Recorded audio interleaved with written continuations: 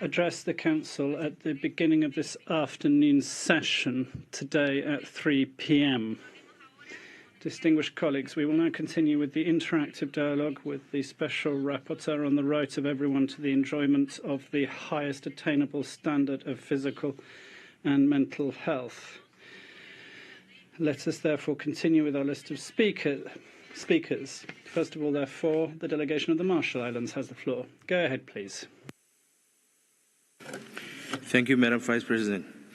The Marshall Islands thanks their Special Rapporteur for a report. This report rightfully emphasizes the necessity of preserving the safety and well-being of health and care workers as they play a crucial role in protecting the fundamental human right to the enjoyment of health. Today, the Marshall Islands continue to bear the weight of nuclear weapons testing and its transgenerational impacts on public health. Marshallese people remain severely affected by serious illnesses such as cancer and various non-communicable diseases or by other healthcare concerns such as fertility issues. Now more than ever, the role played by health and care workers in providing essential medical care and accompanying the victims and their families is vital in the quest for national healing.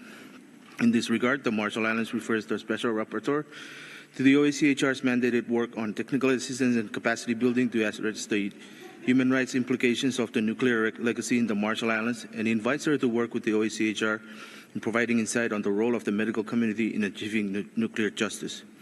We thus reiterate the need to establish strong, resilient, and protective national policies in order to ensure a safe and enabling work environment for health and care workers. Let us protect the ones who protect us. Como dada, and I thank you. Muchísimas gracias. Thank you very much. I would now like to pass the floor to UNICEF, please. President, UNICEF welcomes the Special Rapporteur's report and supports recognition of health and care workers as human rights defenders essential for ensuring the right to health for all, especially during conflicts and post-pandemic recovery, where children and vulnerable communities face heightened risks. We highlight community health workers, often underpaid, undervalued, and underprotected, who deliver preventive and curative life-saving care in some of the world's most challenging environments. They are pivotal for expanding primary healthcare services and achieving the Sustainable Development Goals.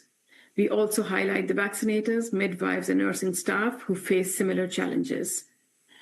We note that systemic inequities, including gender-based violence, discrimination, unsafe work conditions, lack of mental health support, and fears of criminalization, particularly among women, migrants, and minority staff, continue to threaten workers' well-being and ability to deliver health care.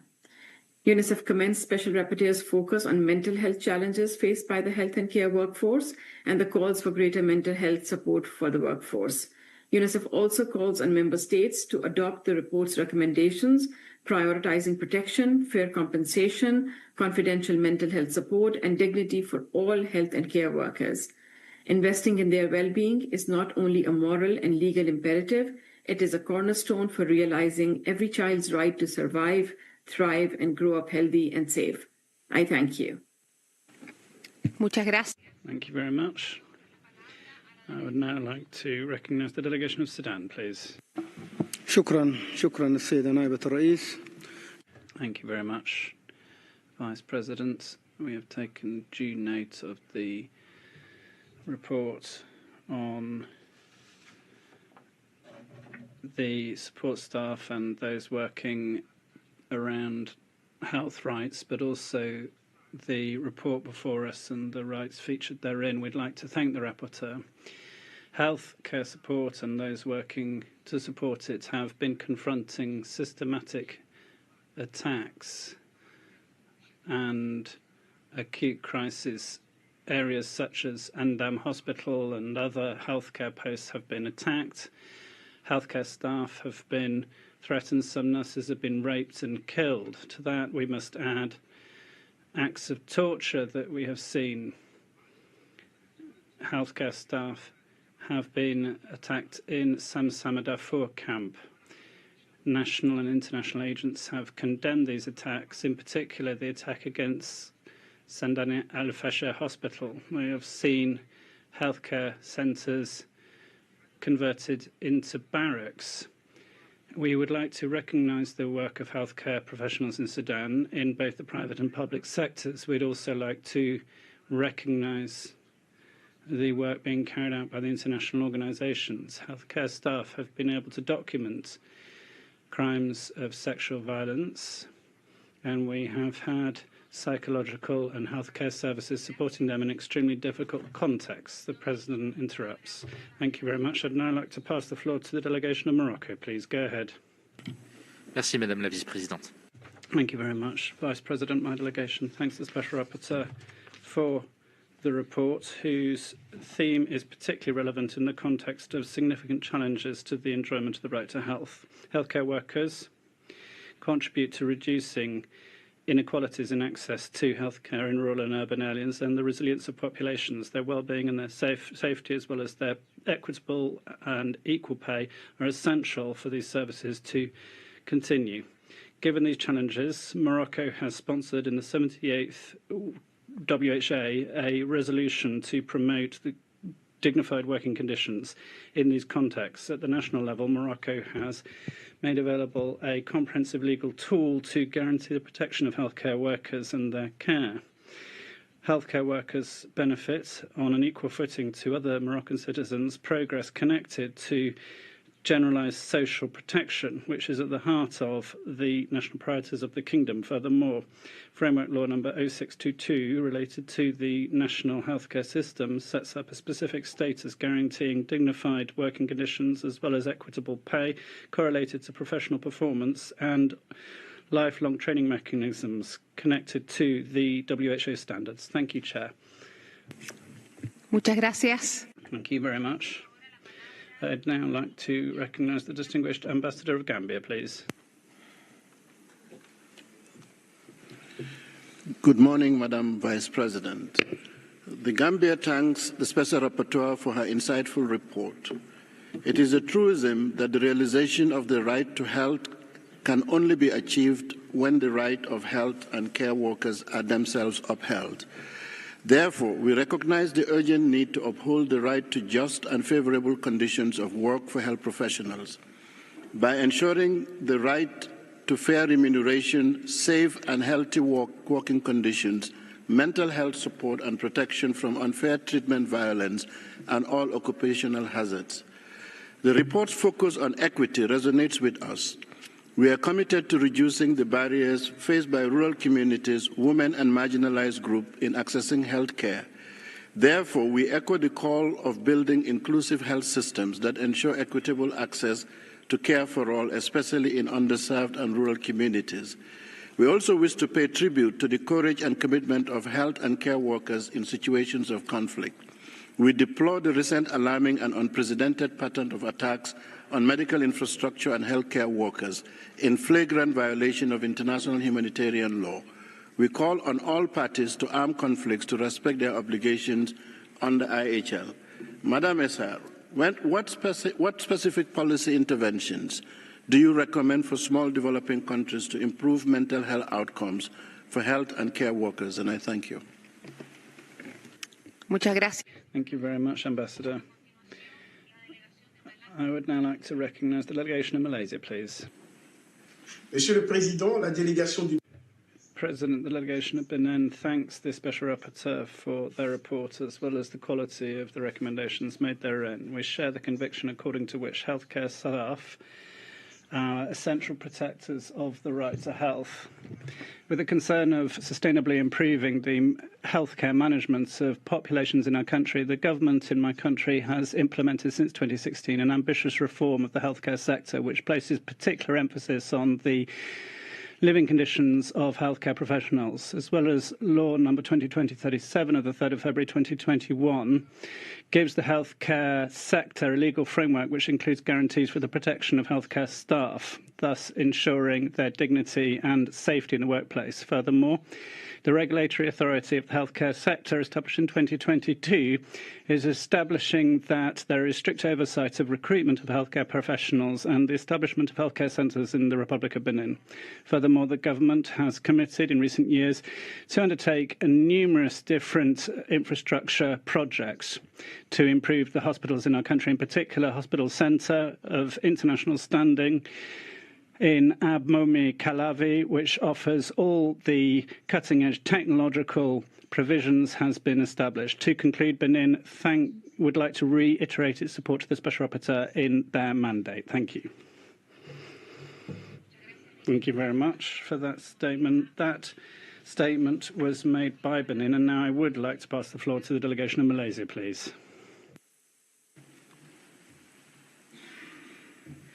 Malaysia thanks the Special Rapporteur for her insightful report. Malaysia has taken steps to embed human rights principles into healthcare delivery, including by supporting health workers in playing a proactive role in health education, upholding informed consent, and combating discrimination in service provision. At the policy level, Malaysia continues to foster the participation of health professionals in shaping healthcare priorities. Technical working groups under the Ministry of Health involve health workers in developing national strategies on mental health, pandemic response, and universal health coverage, ensuring that frontline experience informs systematic reform. Malaysia also acknowledges that protecting the rights of health workers is essential to safeguarding the right to health for all.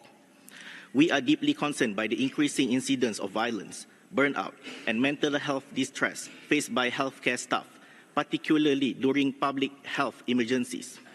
In response, the Ministry of Health has revised national guidelines on workplace safety and introduced support mechanisms for health workers' mental well-being. We would welcome the Special Rapporteur's views on how states can better institutionalize the participation of health workers, especially from rural communities, in health policy making. Thank you. Thank you very much.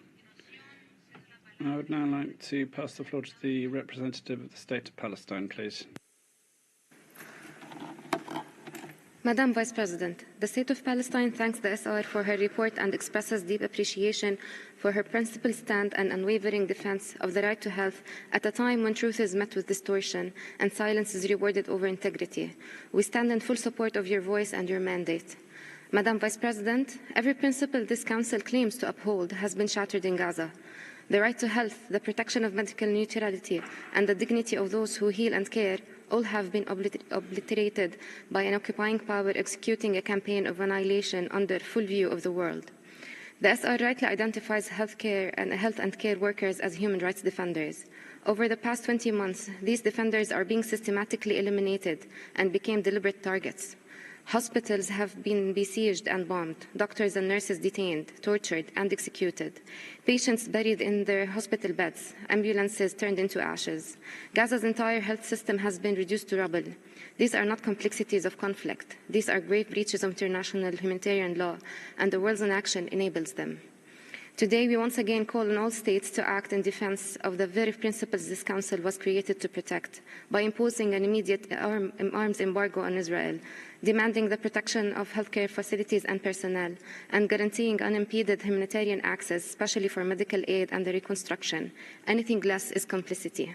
The right to health cannot be negotiated. It must be defended now. I thank you. Muchísimas gracias. Thank you very much. I'd now like to pass the floor to the distinguished delegation of Oman, please.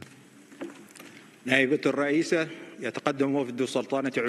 Thank you very much, Vice President. My country's delegation would like to convey its thanks to the Special Rapporteur for this extremely important report concerning healthcare personnel and those supporting access to healthcare rights in the context of growing challenges, which we've seen in particular in zones of conflict and disaster. Our country supports healthcare staff working in extremely difficult circumstances, as is the case in Gaza, where their lives and their institutions and infrastructures are daily threatened. These heroes represent the international community's commitment and deserve international protection. This is why our country places specific emphasis on the safety of healthcare staff through its national policies, which protect their rights. And in collaboration with the WHO, we have been working to develop sustainable healthcare rules,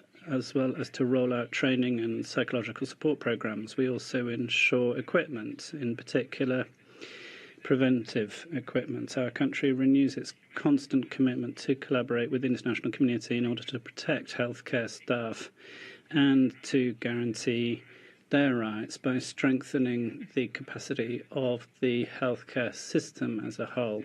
Equitable healthcare plays a significant role in Oman's vision for Horizon 2026. Thank you very much, Chair.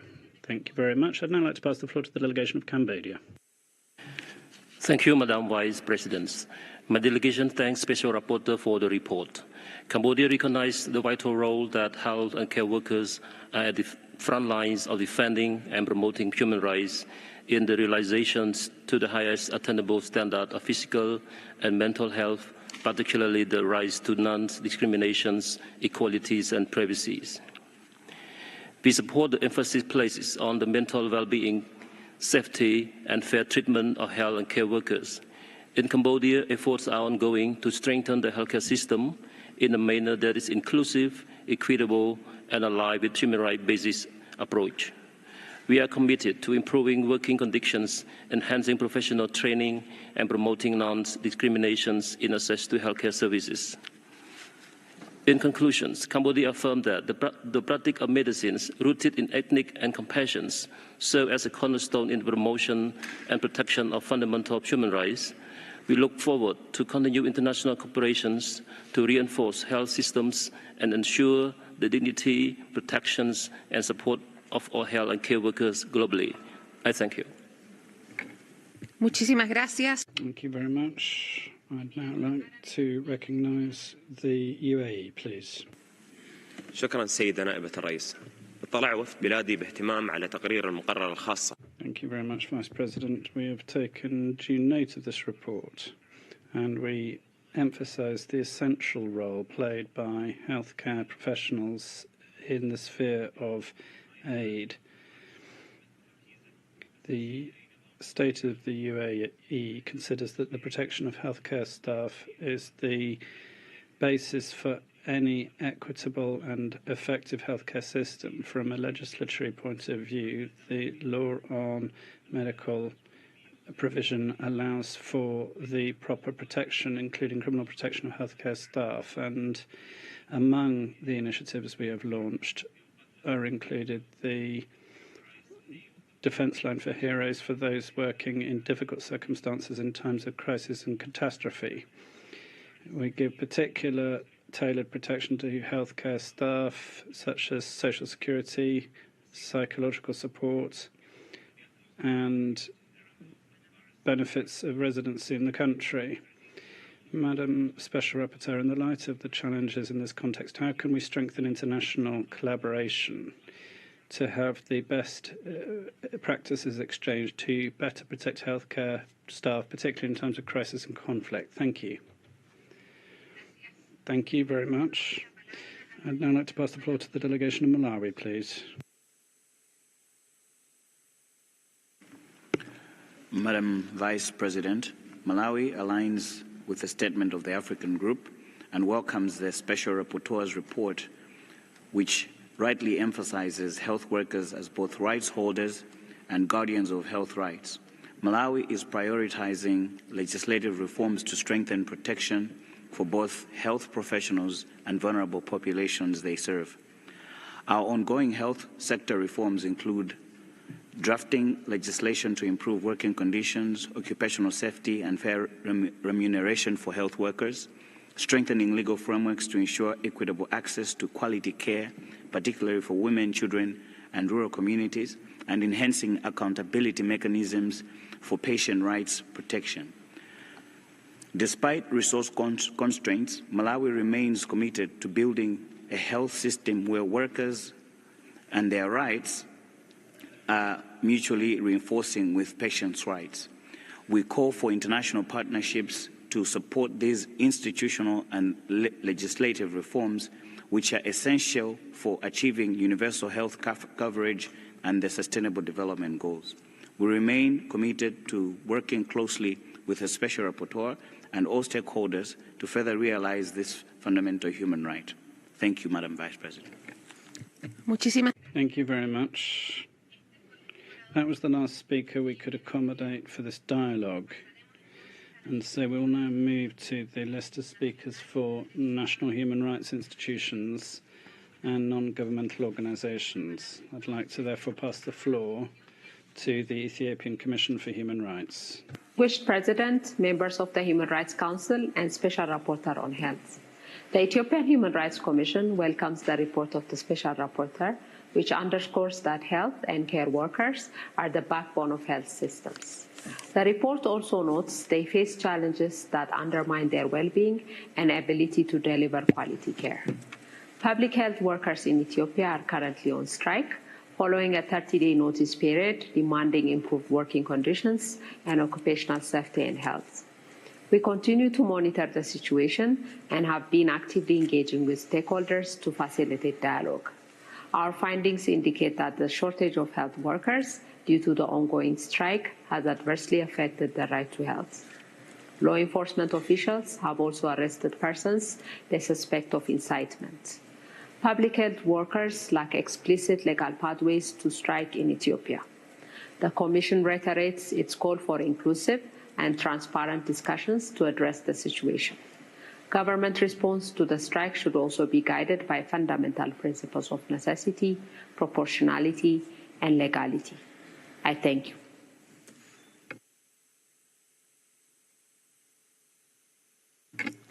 Thank you very much. We will now hear a joint statement from Medical Aid for Palestinians. Go ahead. Madam Special Rapporteur, as we speak, Nasser Hospital, the last major functioning hospital in southern Gaza, is on the verge of collapse, with forced displacement orders issued nearby and Israeli forces closing in. This fits a pattern we know too well, replicated across Gaza since the start of what human rights experts have identified as crimes of extermination and genocide. Nasser Hospital has been attacked at least 3 times in the past 2 months. Last year, it was besieged and invaded. Staff and patients were abducted, ill-treated and tortured, and mass graves were found. Madam Special Rapporteur, as your report rightly notes, Palestinian healthcare workers and hospitals have been direct targets of the Israeli military. Over 1,500 Palestinian healthcare workers have been killed in Gaza in the past 20 months. Hospitals are overwhelmed, medical supplies and fuel are blocked, medical staff, like the rest of the population, are starved. And yet, they remain at the forefront as defenders of the right to health, providing care amid a campaign to systematically dismantle the healthcare system and erase Palestinian existence.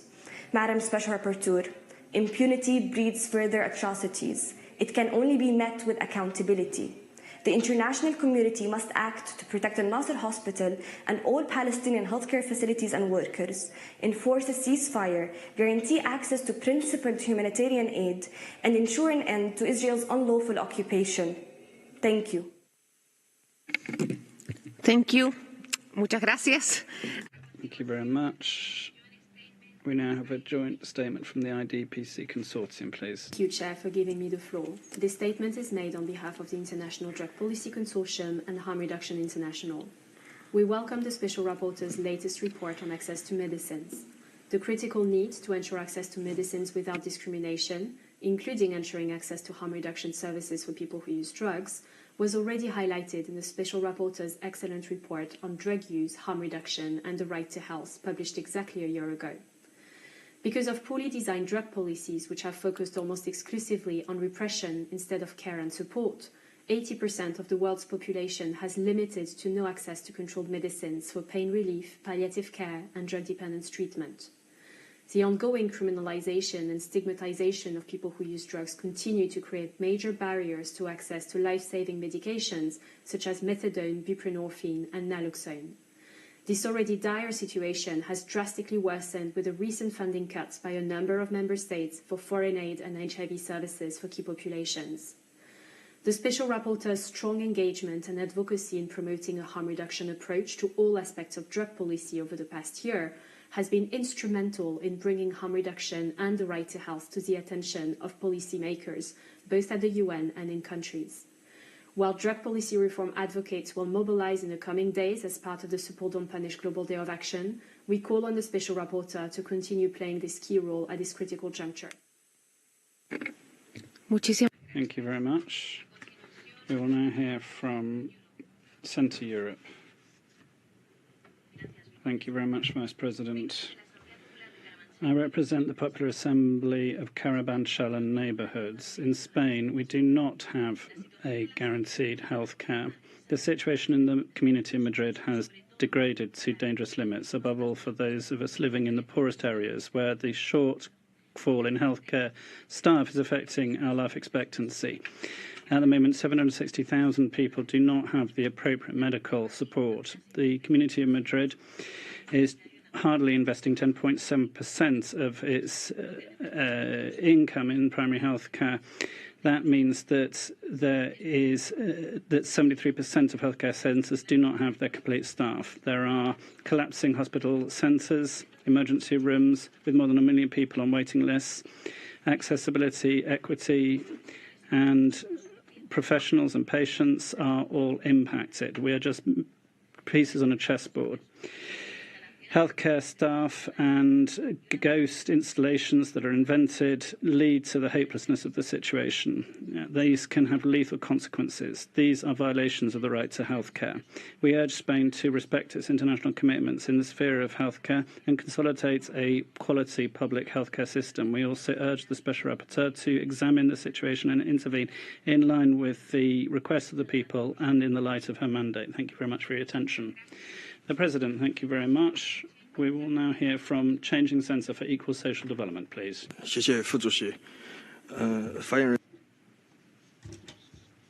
Thank you. I would like to draw the attention to the significant impact of neurotechnology application on the health of the human cognitive system. There are many technologies, brain-computer interface and neurodecoding algorithms, etc.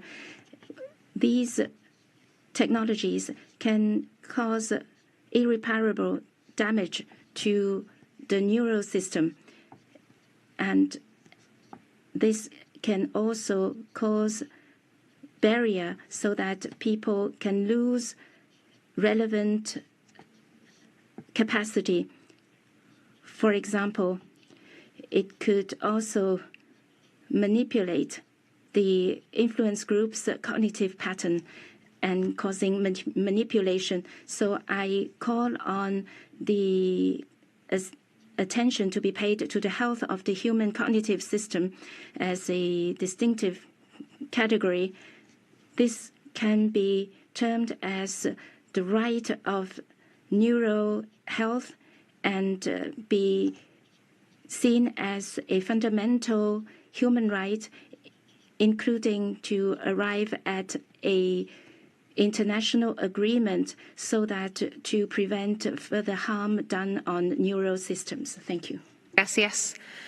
Thank you very much. I would now like to pass the floor to the Institute for Policy Studies, please. Thank you very much, President. My name is Inés Pérez Aragaces. The sound is insufficient for interpretation. A la mina del Cerrejón, la mayor mina de carbón a cielo abierto de América Latina, propiedad de la transnacional Glencore. En el año 2025 se anunció el cierre progresivo de la actividad minera. Desde entonces la comunidad de Tabaco se ha movilizado para exigir reparación integral, su reubicación digna, así como las garantías de derechos a la consulta previa, a la autodeterminación. La expansión minera ha provocado afectaciones a la salud pública debido a la expansión y residuos tóxicos, a que constituye una violación sistemática de derechos a la salud. Ante esta situación continuamos luchando para que sancionen de manera ejemplar a la empresa que garantice reparación integral. En conclusión, urgimos que este Consejo, así como sus órganos y mecanismos pertinentes, en particular el relator especial que monitoree de cerca el proceso de reubicación de la comunidad de Tabaco. Este debe realizarse en un territorio adecuado que cuente con servicios públicos básicos, especialmente en el materia de salud, y que respete los usos culturales de nuestra.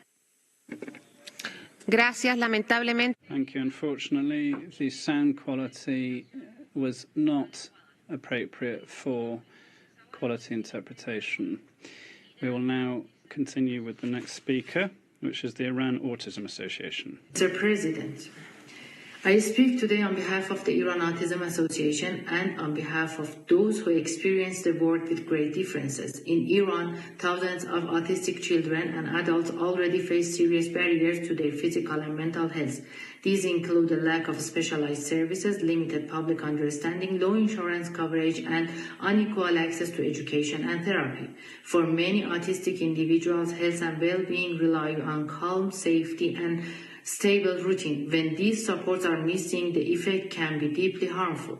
In recent years, unlawful military attacks on Iranian territory have created a new layer of fear and stress. Autistic individuals, especially children, are extremely sensitive to loud sounds and sudden change. Therapy sessions have been interrupted. Families are overwhelmed.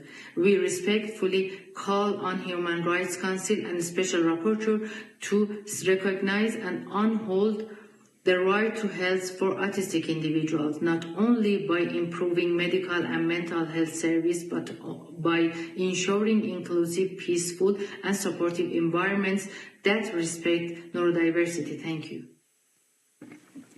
Muchas gracias. Thank you very much. We will now continue with the joint statement from the Centre for Reproductive Rights. Thank you very much, Vice President.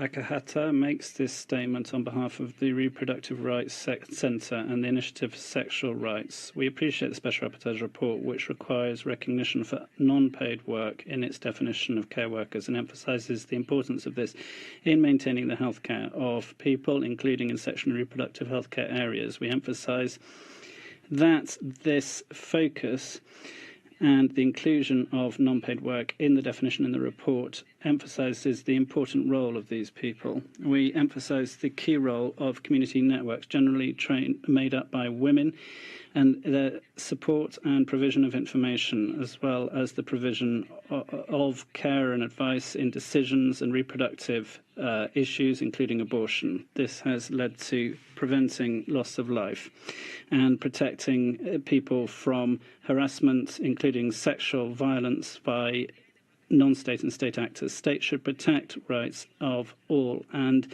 ensure community networks are properly integrated in this vision, including in reproductive healthcare rights. We firmly support the Rapporteur's focus on sexual and reproductive healthcare, including in abortion and emergency contraception, as well as contraception in general. And we urge states to legalise abortion with consent and access to the appropriate medication in this area in a condition of safety and dignity. Thank you very much. Thank you very much. We will now like to pass the floor to the Society for Threatened Peoples, please. والقلق بشأن الوضع الإنساني في السودان ولا سيما فيما يتعلق بالصحة النفسية والعقلية. Thank you very much, Vice President. I would like to discuss healthcare provision in Sudan, in particular in the context of the current war. The Sudanese people is confronting threats which are jeopardizing the right to health. This negatively impacts various aspects of day-to-day life. Sudan is going through an extremely serious sanitarian crisis. The armed conflict has completely destroyed health and social infrastructure. Healthcare services are no longer existent.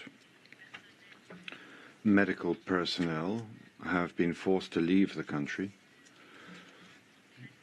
And so healthcare is almost totally impossible to gain access to anywhere on the territory, particularly in areas that have been the target of war and conflict.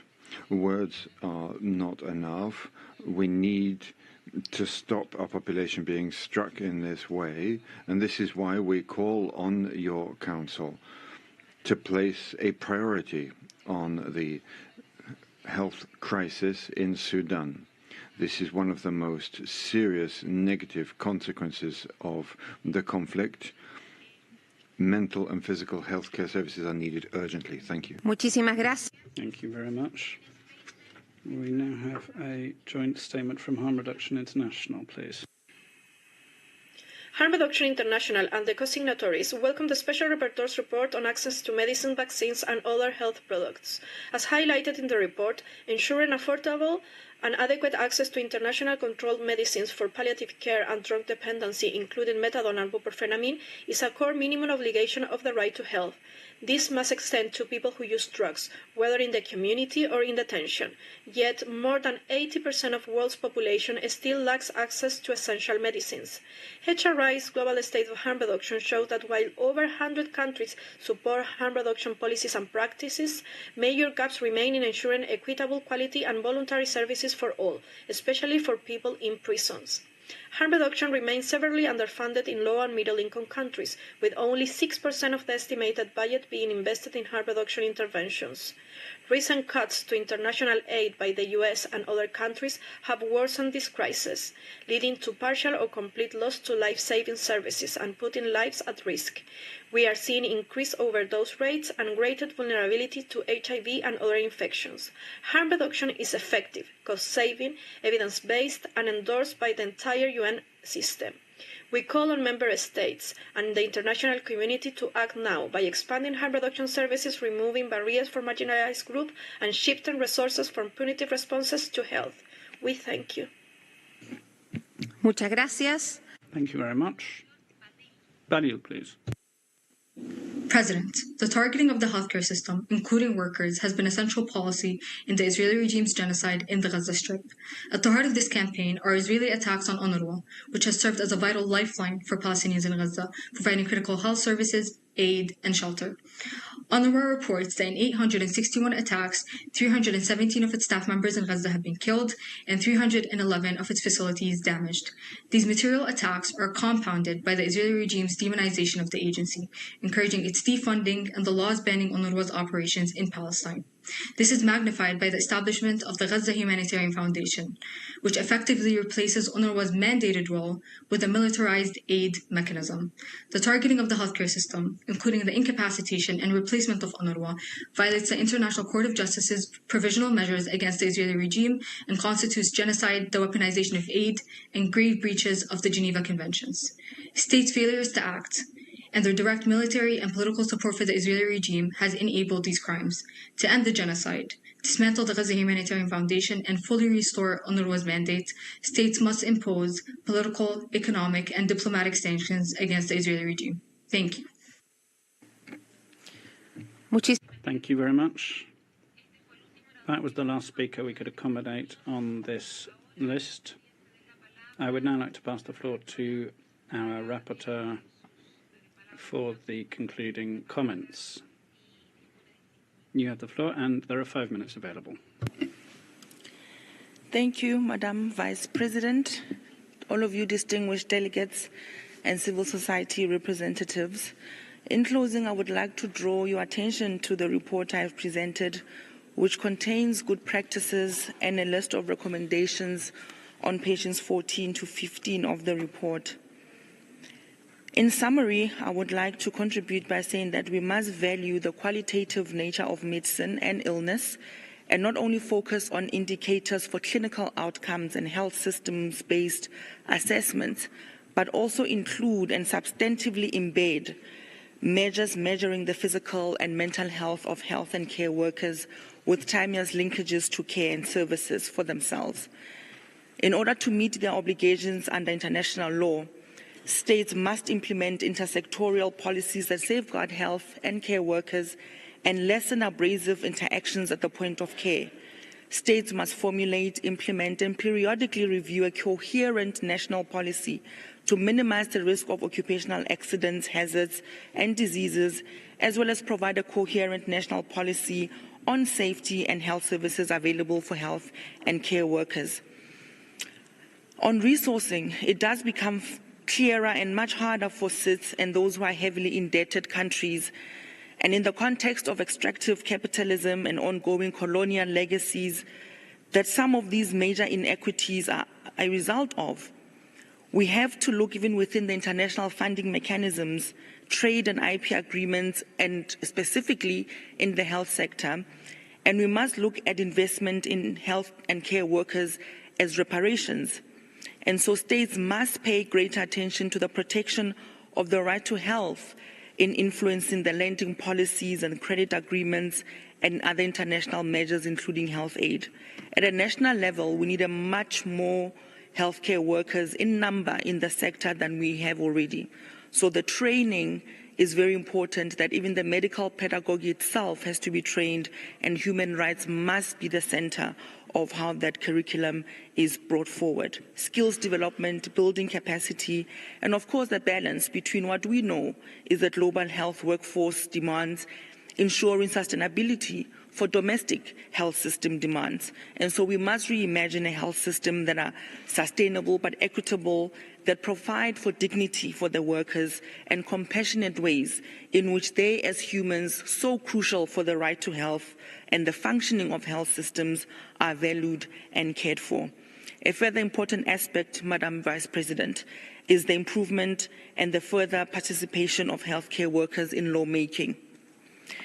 There must be an establishment of committees of diverse health and care workers to advise on accountability for redress, not only just for mistreatment or malpractice or just violence, but we need to think of how the right to health is solution-orientated and links to many other rights, and therefore health workers are important for screening for food insecurity, housing insecurity, education, and of course, very important, childhood illnesses. For-profit sector actors and those who are third parties making profit from the health system, such as insurance, health, and other health schemes, they should not be given preference or over-representation in the multilateral system or in national level governance. Task shifting, agility in refocusing resources must be transparent, and in particular, participation of health and care workers in these political decisions relating to the right to health is very, very important, as they are the key interlocutors between national governments, subnational levels, and the community. The right to health imposes three types of levels of obligations on state parties: the obligation to respect, protect, and fulfill. And such steps must be deliberate, concrete, and targeted towards the full realization of the right to health.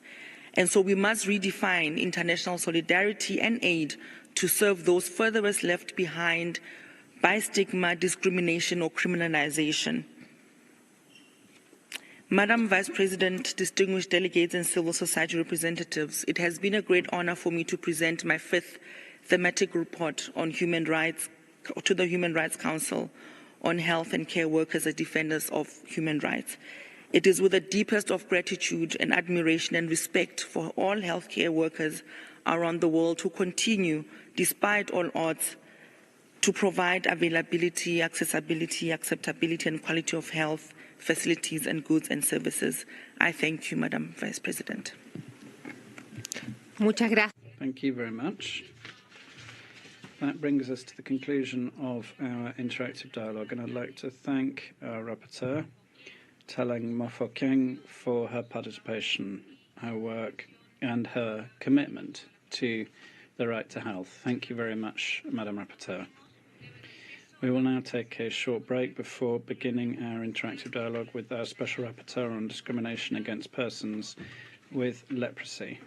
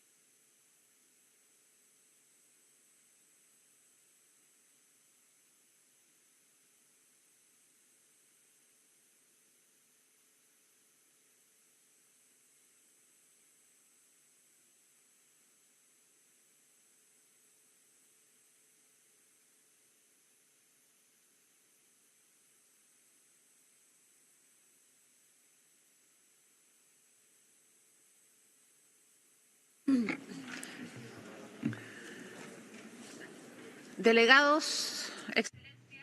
Delegates, Your Excellencies, we will now proceed with our interactive dialogue with the Special Rapporteur on discrimination against persons with leprosy, the Hansen's disease.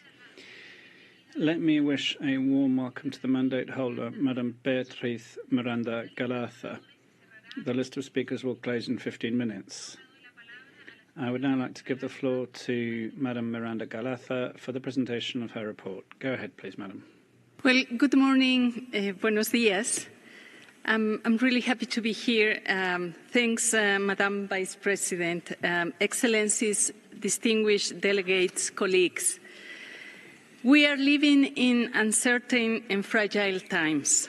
Conflicts are multiplying, humanitarian needs are escalating, and trust in multilateral institutions is weakening. At the same time, international cooperation is being tested, placing the lives of millions, especially those already at the margins, at risk. Among those, most forgotten are persons affected by leprosy or Hansen's disease and their families. Their exclusion is deepening, but this is not only about them. It is also about us, about how we understand and embody cooperation, solidarity, and compassion.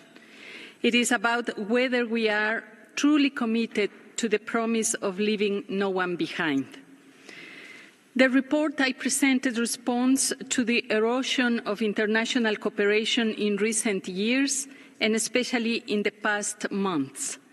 Declining political will, shrinking budgets, and fragmented partnerships are threatening gains made over decades in the field of leprosy. The withdrawal of financial support by key actors, member states, and international donors has already disrupted service delivery and coordination. In this context, rethinking cooperation becomes urgent not only in financial terms, but through ethical and human rights lenses. Even though leprosy remains curable, persons affected continue to experience discrimination, disability, and extreme poverty. While some efforts persist, largely thanks to a few committed partners, the broader international response often ignores leprosy or reduces it to a purely medical issue. We must shift towards a human rights-based model, one rooted in the UN Charter, the Universal Declaration of Human Rights, the 2030 Agenda for Sustainable Development, the Convention on the Rights of Persons with Disabilities, the UN Principles and Guidelines regarding leprosy, and the 2022 Kigali Declaration on Neglected Tropical Diseases. These are not only reference points, but they are also actionable frameworks to demand accountability and guide funding, programming, and legal reform. So let me briefly outline the 6 key challenge areas identified in the report. Number 1, policy and funding. Funding remains heavily focused on case detection and treatment in the case of leprosy, with limited attention to the social determinants of health. Critical sectors, education, housing, livelihood, are underfunded despite being essential to a rights-based approach. Few donors prioritize gender-inclusive programming or address intersectional challenges such as climate change, disability, conflict, age, and migration. Number 2, health capacity building. Many national health systems still rely on external funding and expertise. While WHO and international organizations support training, leprosy has been removed from many medical curricula at the national level. The closure of specialized hospitals and the retirement of experienced professionals further weakens national capacity. Number 3, knowledge sharing and networks. International initiatives are important, but often lack meaningful participation of persons affected due to linguistic, technological, or financial barriers. South-South cooperation shows promise but requires a stronger support and coordination. Number 4, research and innovation. Investment in leprosy research is disproportionately low compared to other diseases. Innovations like AI for early detection demand both digital infrastructure and ethical safeguards. Persons affected are rarely involved in research, design, or governance, raising serious ethical issues. Number 5, human rights and inclusive development. Many partnerships remain top-down. Despite their lived experiences, persons affected are too often excluded from leadership roles. Nevertheless, organizations led by affected persons are emerging as key actors, though they struggle with political and financial support. Number 6, ethical solidarity and compassion. The COVID-19 pandemic revealed powerful grassroots responses rooted in solidarity, food distribution, care, and digital support. Compassion-based training in the neglected tropical diseases field is showing results in reducing discrimination in healthcare and communities. Yet, disparities in digital infrastructure still prevent equal participation. In the report, I call for strategic and ethical shifts across all sectors. For states, prioritize human rights in all national and international leprosy-related policies. Reaffirm commitment under CRPD, the SDGs, and the principles and guidelines for leprosy and the ICESCR. Guarantee access to medicines and create independent oversight bodies. Ensure affected persons are involved in planning, budgeting, and implementation.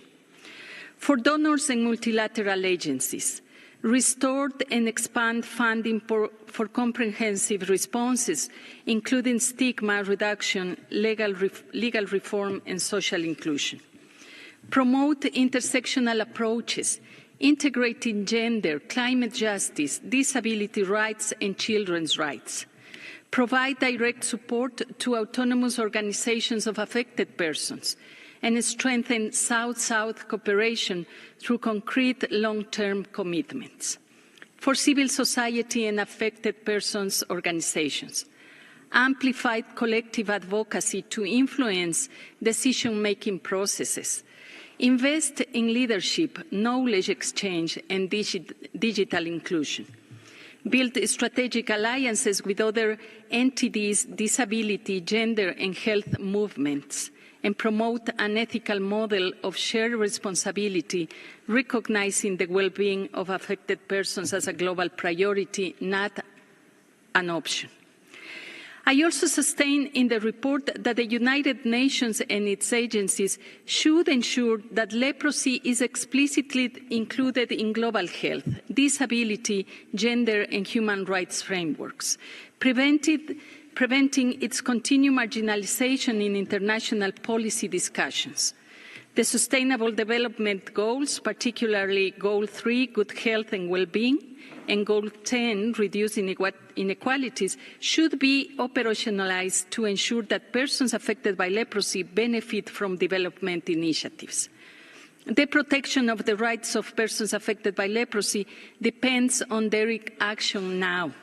Without urgent investment and systemic change, the global community risks failing millions of people who continue to face discrimination, exclusion, and preventable disabilities. Madam Vice President, Excellencies, distinguished delegates, colleagues, this is a critical moment for the leprosy field.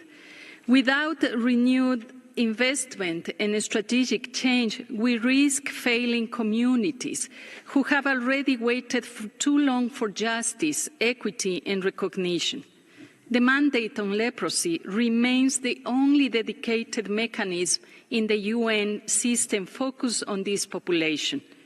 Its role is vital, not only to document injustice, but to help build spaces of transformation. As we look ahead, I call on all member states and partners to support the renewal and strengthening of the mandate in 2026. We need sustained political and financial commitment to continue this work. Because this mandate is not about the past.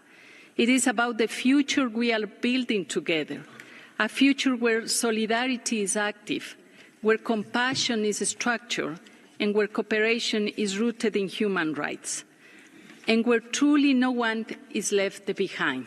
Thank you so much. Thank you very much, Madam Rapporteur. I would now like to invite interested delegations to put questions to the Special Rapporteur and to make comments on her report.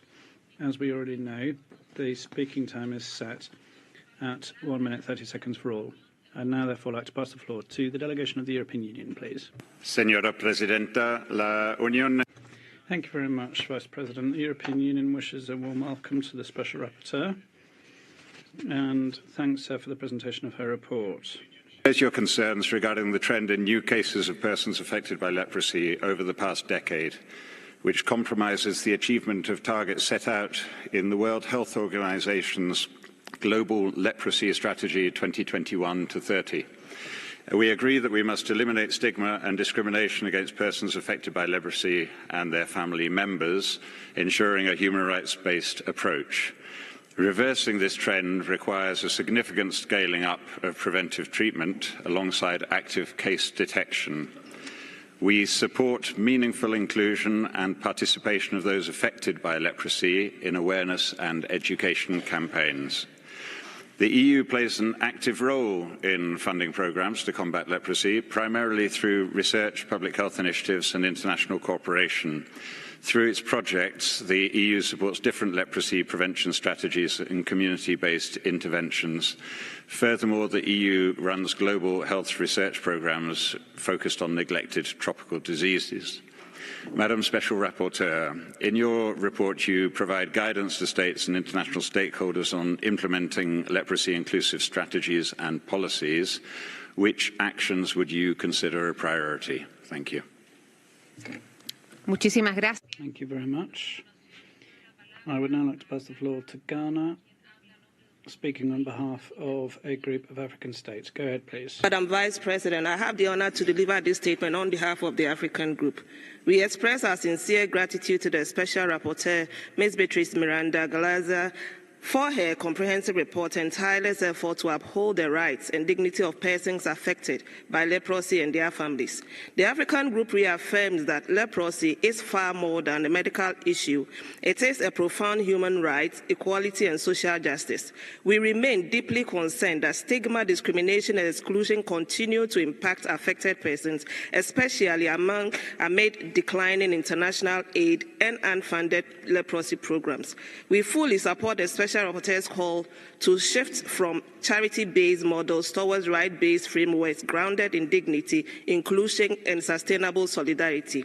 It is essential to integrate leprosy into broader health and development agenda, including universal health coverage and sustainable development goals. We urge enhanced South-South cooperation and increased financing through regional and global mechanisms. Equally important is the meaningful participation of persons affected by leprosy in decision-making at all levels.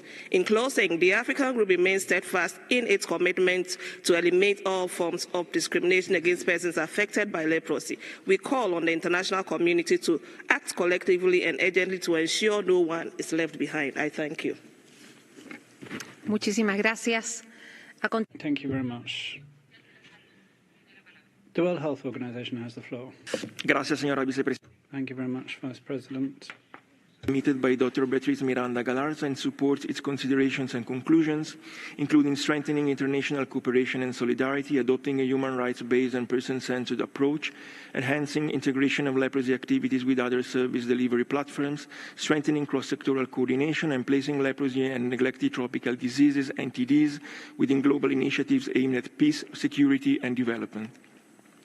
Madam Vice President, persons affected by leprosy are often also burdened by comorbidities consequent to other NTDs.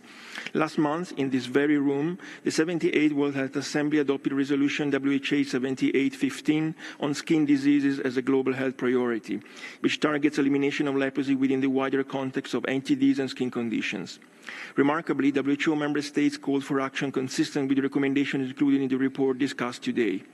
Notably, they urged the promotion of integrated efforts across diseases and programs in order to deliver more services to more people while making the best use of human and financial resources in line with the principles of universal health coverage. The challenging times we are facing require stronger partnerships supported by shared values and vision towards sustainability of health programs. WHO believes that the way forward relies on strengthening country ownership, including through enhanced domestic resource mobilization and mainstreaming of health intervention into national budgeting processes. At the same time, we must ensure that NTDs are included in global health initiatives such as those related to universal health coverage, primary health care, health system strengthening, and climate change, thus making NTDs an essential area for investment by partners, donors, and civil society. Muchísimas gracias. Thank you very much. We now move on to the next speaker, therefore. The Sovereign Order of Malta has the floor. President, Madam Special Rapporteur, Excellencies, distinguished delegates, the Siomal Foundation and the Sovereign Order of Malta welcome the Special Rapporteur's call for an increased international cooperation in the fight against leprosy Hansen disease in her annual report to this Council. We have a long-standing field experience both in priority and least developed countries and comply with the 4 pillars of the principles and guidelines highlighted in Section 2 of the report. The search for sustainable funds in order to achieve these goals is critical, and little support has yet been obtained through mutualizing resources among donors. The conclusions of the report call several times for the setting up of reporting and funding mechanisms in order to strengthen the international cooperation. We fully support this proposition and believe that a single or plural leadership must still be found to achieve sizable progress, and we would appreciate the Special Rapporteur's advice in this respect. Thank you for your attention. Muchísimas gracias. Thank you very much. Brazil is recognized. Thank you. Madam Rapporteur, thank you for your report. We concur with your decision to base your analysis on a human rights-based approach. In this context, Brazil has ratified numerous international human rights treaties that protect persons affected by Hansen's disease. Domestically, the Brazilian Federal Constitution prohibits discrimination. In Law Number 9010 from 1995 forbids the use of discriminatory language. These were important measures to understand that the historic background of Hansen's disease encompasses persons and families affected by it. However, Brazil is the country with the second highest number of diagnosed cases of Hansen's disease. As a socially determined disease, it affects disproportionately poor regions and vulnerable populations in Brazil. In order to reverse this trend, the Brazilian Ministry of Health launched the National Strategy for Combating Hansen's Disease 2023-2030, which aims to intensify counteractions, improve health surveillance, and prevent physical disabilities.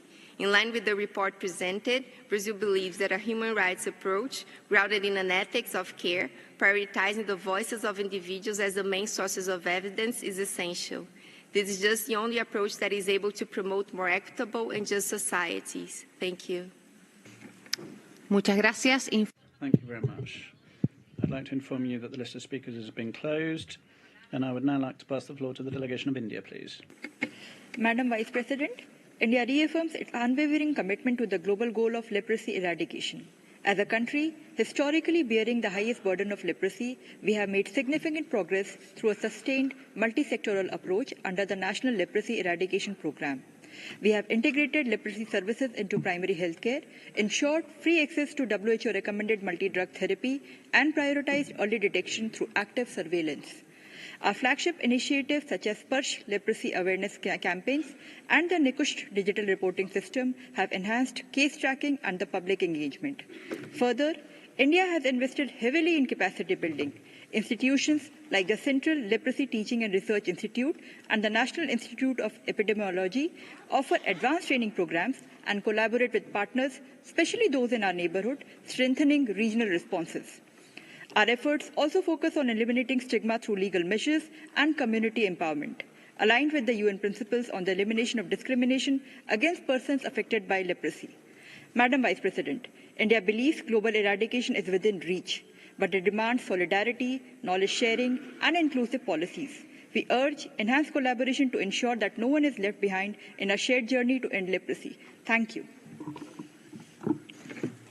Muchas gracias. Thank you very much. I'd now like to pass the floor to the delegation of Ethiopia.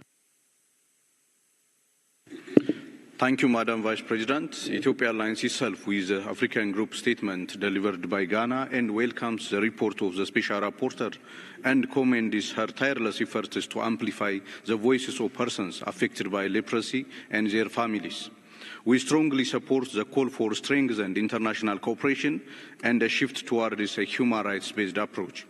Ethiopia reaffirms its commitment to eliminating leprosy-related discrimination and to ensuring the full social, political, and economic inclusion of affected persons. We have integrated leprosy services into our universal health coverage and neglected tropical disease strategies, and we continue to work closely with communities and regional partners to promote early detection and inclusive care. We echo the Special Rapporteur's urgent appeal for increased, sustained, and flexible funding from the international community. The decline in financial support for leprosy initiatives jeopardizes decades of progress. We urge donors to adopt comprehensive rights-based approaches that go beyond medical care to include social inclusion. Ethiopia also emphasizes the importance of meaningful participation by affected persons in shaping policies and programs.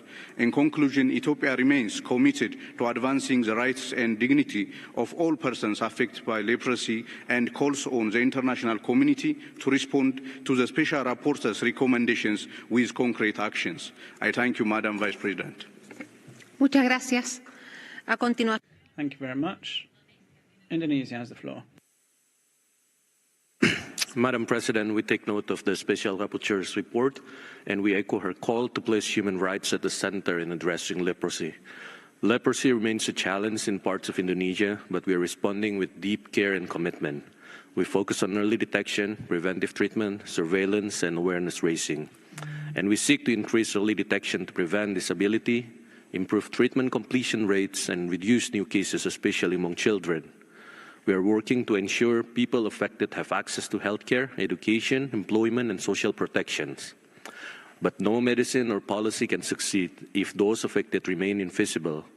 Leprosy carries a heavy burden of stigma that leads to injustice, silence, and delays in treatment and healing. It is therefore crucial to engage with former patients, families, and community leaders in finding cases, conducting outreach, and challenging discrimination. Madam President, we support the global appeal to end stigma and discriminations against persons affected by leprosy. Next month, the 22nd International Leprosy Congress will be held in Bali, Indonesia, to discuss progress on elimination, explore innovations in care, and strengthen the fights against stigma and discriminations.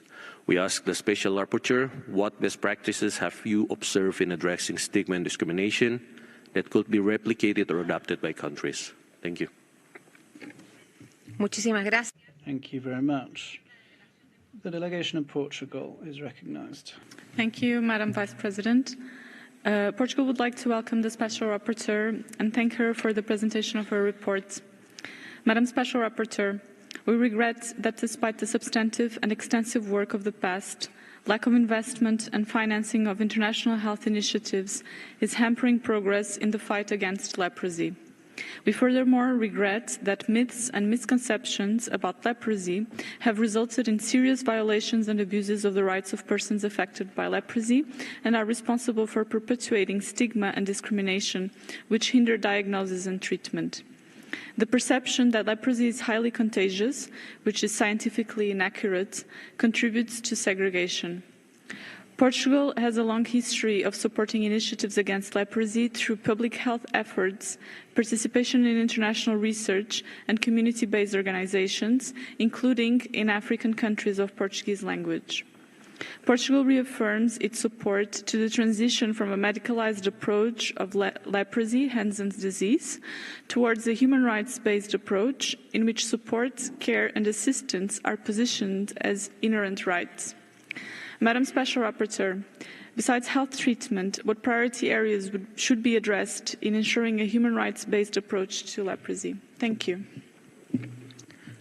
Thank you very much. I would now like to recognize the Ambassador of Japan. Ambassador. Thank you. Thank you, Madam Vice President. Japan welcomes the extensive efforts by the Special Rapporteur, Dr. Miranda Galarza, since her appointment last October, and appreciates her report on the important role of international cooperation. As Madam Special Rapporteur says in her report, while the disease itself is curable with medication today, discrimination related to Hansen's disease is not a thing of the past and continues to manifest itself in multiple forms of human rights violations. Stigma and prejudice persisting since ancient times expose patients, recovered patients and their families to lifelong discrimination and social exclusion. Women and children are especially vulnerable to multi-layered discrimination. Women tend to be left by their husbands or subject to violence, while children affected by the disease are expelled from school or abandoned by their parents. Also, we must not forget that some older persons who contracted the disease when they were young are still forced to live in sanatorium today out of fear of discrimination if they were to return home. Japan would like to remind all the member states, whether endemic or non-endemic countries, of the importance of the international community's continued efforts to eliminate discrimination and prejudice against persons affected by the Hansen's disease and their family members. I thank you. Thank you very much, Ambassador. Djibouti has the floor. Merci, Madame la Vice-Présidente. Thank you, Vice President. Djibouti aligns itself with the statement by the Africa Group and thanks the Special Rapporteur for the presentation of the report, which highlights the importance of solidarity and cooperation on an international level in fighting stigmatization, exclusion and discrimination which people affected by leprosy are confronted by. We commend the analysis in your report, notably as regards the legal and ethical foundation under the need for solidarity and cooperation internationally in this area. We share the concerns expressed with respect to a slip back in terms of risks and threats regarding people with leprosy. We recognize that more international aid is needed and sustainable funding must be increased. Djibouti is convinced of the need for shored-up international solidarity and cooperation to allow an acceleration of policies allowing inclusion, empowerment and effective participation of people affected by leprosy in social life, where they require support in ways aligned with human rights. Madam Special Rapporteur, can you indicate what mechanisms and best practices states and the international community can put in place to ensure a sustainable, predictable funding for programs for people with leprosy, despite the general trend for a reduction of international aid that we see today? Thank you. Thank you very much. We will now hear from the delegation of Togo, please.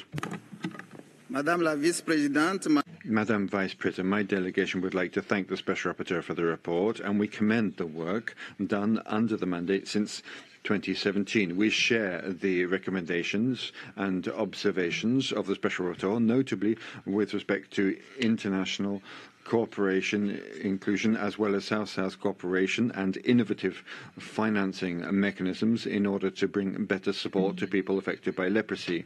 In Togo, there is free care for leprosy as a part of our national strategy for fighting neglected tropical diseases. This includes rehabilitation and reintegration in the social realm according to the therapeutic protocol of the WHO. The government of Togo is intensifying its efforts to drive down the rate of this illness across our territory, following a holistic, inclusive approach involving the people involved in decision-making and eradicating discrimination in this way. Thank you. Muchísimas gracias. Thank you very much. UNICEF has the floor. Mr. President, UNICEF welcomes the Special Rapporteur's report on eliminating discrimination against persons affected by leprosy and their family members. We applaud its focus on dismantling stigma, neglect, and rights violations, particularly for children and caregivers in vulnerable communities. Leprosy is a critical social justice issue, but stigma, misinformation, and discriminatory laws isolating families, limiting children's access to education, health protection, and other social services. We share the Special Rapporteur's deep concern over funding cuts threatening progress and leaving children without timely treatment. UNICEF endorses the report's call for strengthened international cooperation to ensure early diagnosis, treatment, and equitable drug distribution. We urge the member states to fully implement the principles and guidelines on the elimination of discrimination against persons affected by leprosy, ensure early diagnosis and treatment, and integrate leprosy services within child-focused primary health care. We reaffirm our commitment to collaborate with governments and partners to break the cycle of stigma and to ensure dignity, inclusion, and opportunities for every child. Thank you. Muchísimas gracias. Thank you very much. Morocco has the floor. Madame Vice President, we would like to thank the Special Rapporteur for the report, and we agree with the vision on progress achieved and that difficulties remain for ensuring international cooperation inclusive for people affected by leprosy and their families.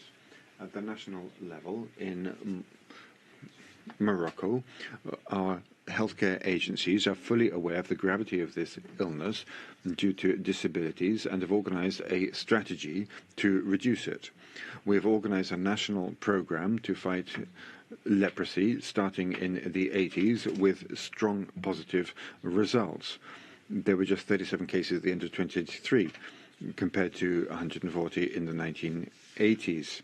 We have worked through this program to increase early diagnosis, identify new cases, and provide therapy. Thanks to this program and support from national and international partners, people with low income have free healthcare and are rehabilitated better into Moroccan society.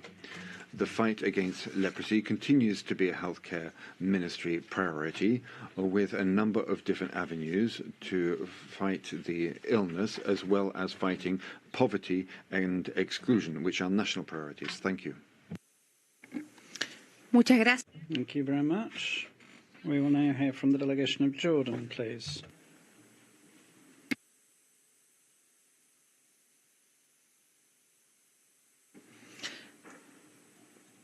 No están en sala, entonces. They are not in the room, and so we'll continue with the next speaker.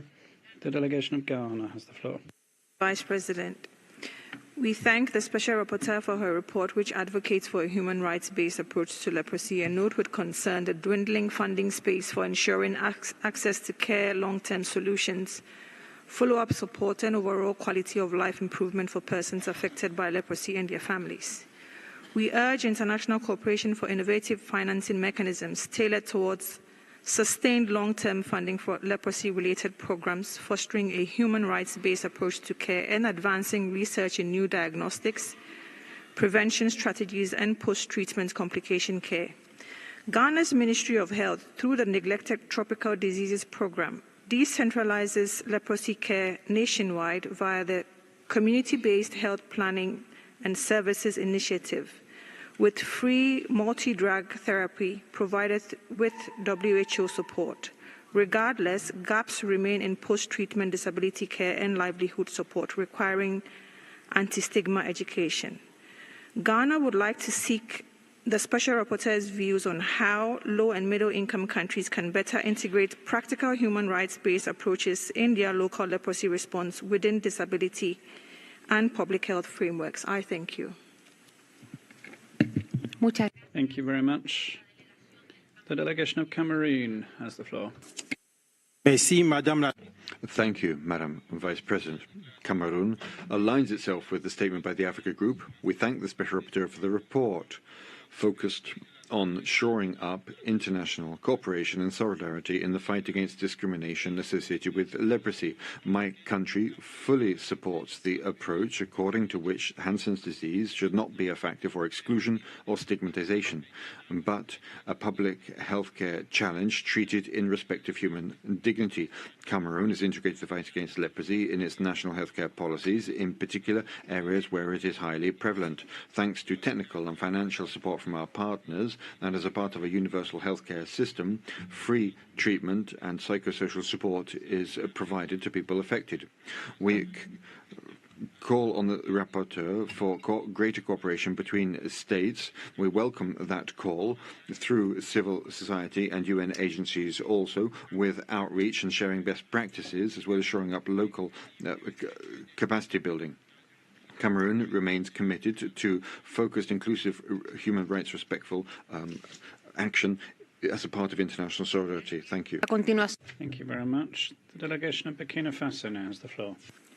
Merci, Madame la Vice-Présidente. Thank you very much, Vice President. The delegation of Burkina Faso congratulates the Special Rapporteur for the relevance of her report, which emphasised the requirements of an approach founded on human rights, which goes beyond the care models we've had in the past, emphasising ethical solidarity and dignity. My delegation would like to also emphasise that the Constitution of our country guarantees the fundamental rights of all living on our territory and prohibits discrimination of any kind. My country has a comprehensive strategy against leprosy, incorporating an integrated approach aligned to the goals of the WHO to eliminate leprosy by 2030. The key pillars of this strategy are targeted case finding, free treatment of care as allowed for in Article 71 of the Public Healthcare Code, the strengthening of the healthcare system through the training of healthcare agents, and epidemiological surveillance, as well as proper case cartography. We'd also like to emphasise that between 2022 and 2023, 344 new leprosy cases, including 159 men and 185 women, have been found in our country. Burkina Faso regularly carries out awareness-raising campaigns, as well as seeking and identifying suspected cases in community contexts and through frontline healthcare structures. We'd like to wish the Special Rapporteur every success in this mandate. Thank you. Thank you very much. We will now hear from the delegation of Namibia, please. Madam Vice President, Namibia aligns itself with the statement of the Africa Group. Namibia welcomes the Special Rapporteur's report on strengthening international cooperation and solidarity to protect the rights of persons affected by leprosy and concurs with the 6 challenges identified in her report. Regrettably, persons affected by leprosy and their family members continue to face multiple forms of discrimination and various barriers to their full and meaningful participation in all spheres of life.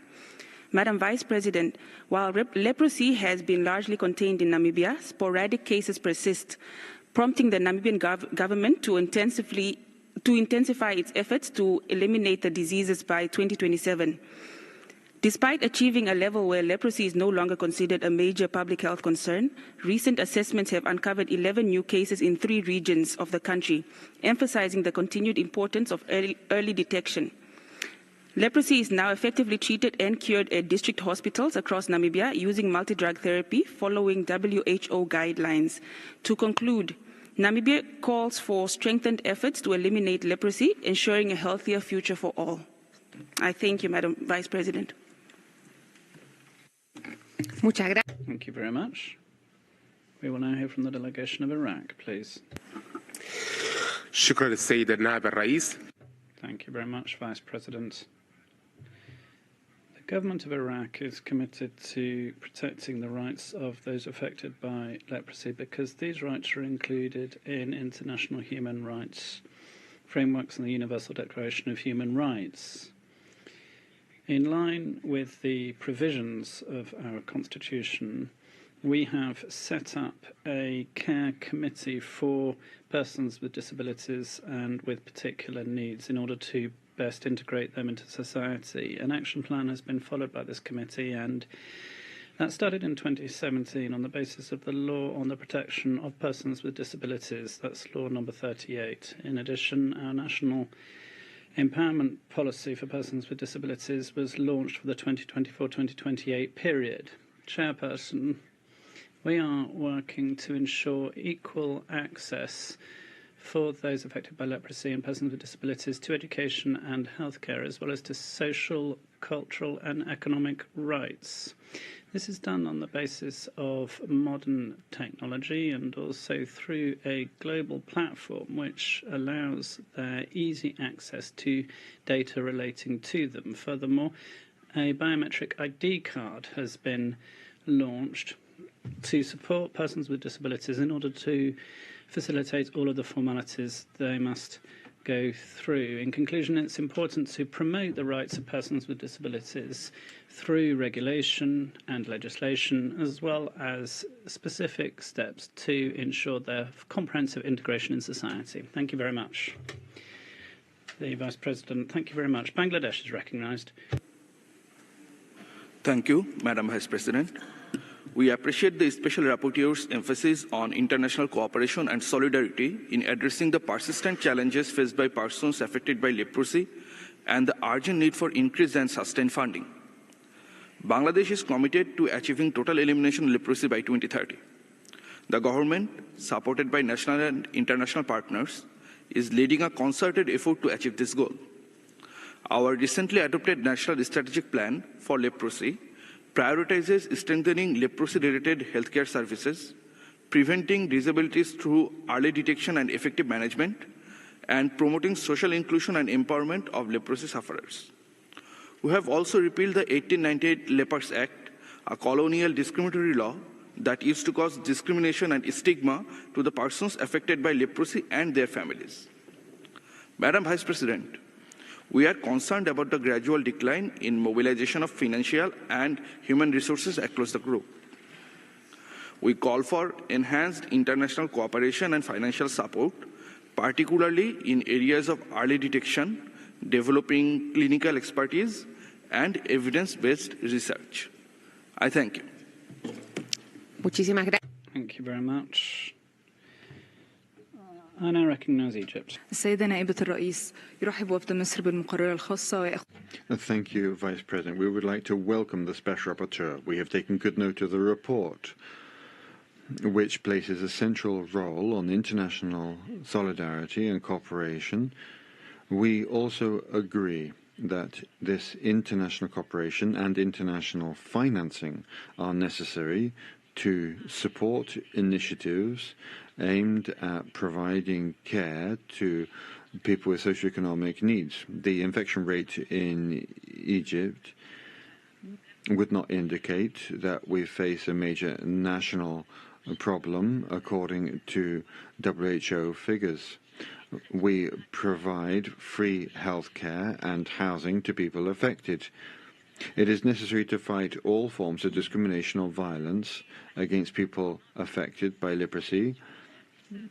People should have full access to healthcare services on a non-discriminatory basis. They also need to be reintegrated in society. Thank you. Gracias. Thank you very much. The delegation of Cuba is recognized. Thank you very much, Vice President.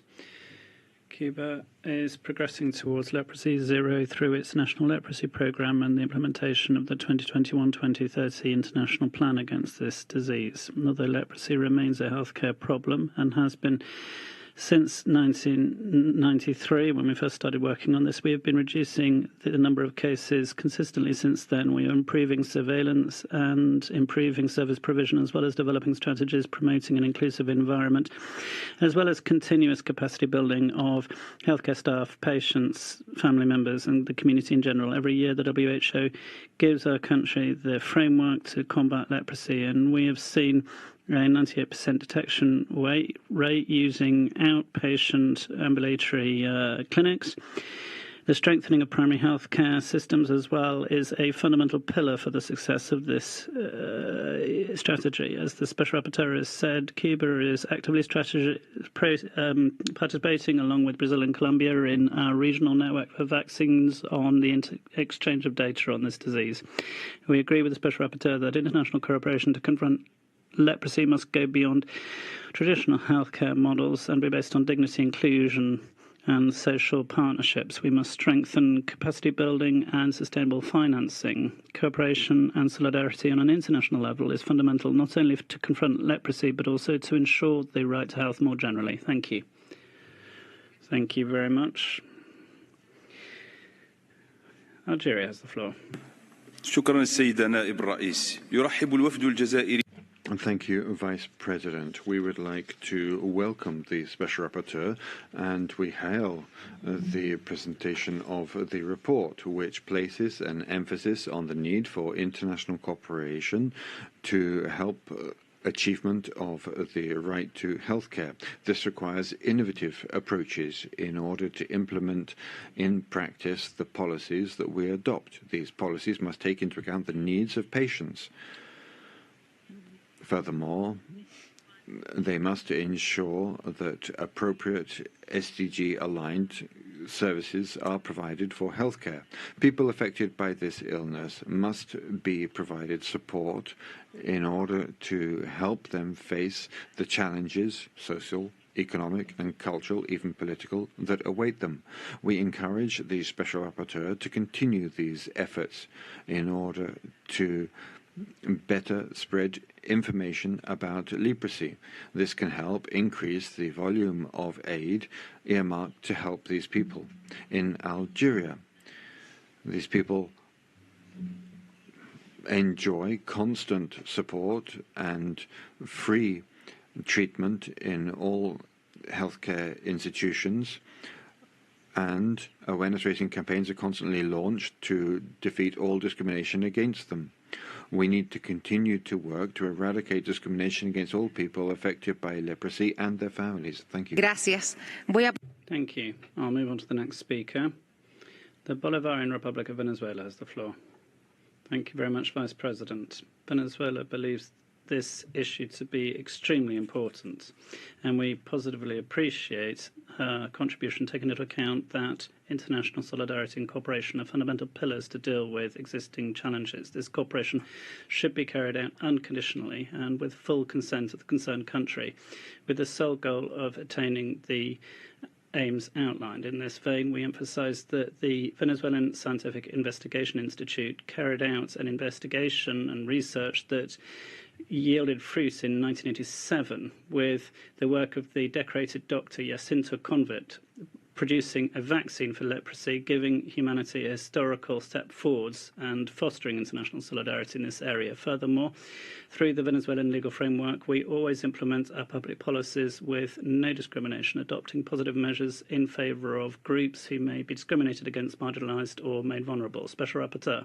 The right to health in Venezuela is threatened by the impact of illegal coercive measures.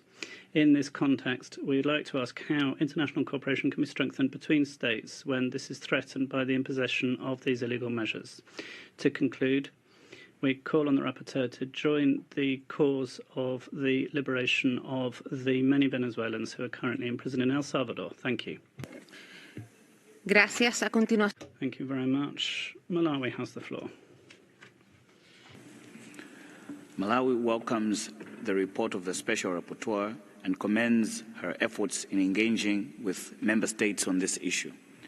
Recalling the questionnaire which was circulated by the Office of the High Commissioner of Human Rights in November 2024, Malawi agrees that in order to address the persistent challenges faced by persons affected by leprosy, it is important to increase and sustain funding through international cooperation and solidarity, especially in the context of recent cuts in international aid, as the aid cuts threaten progress in early detection, treatment, and social-political participation of people with leprosy.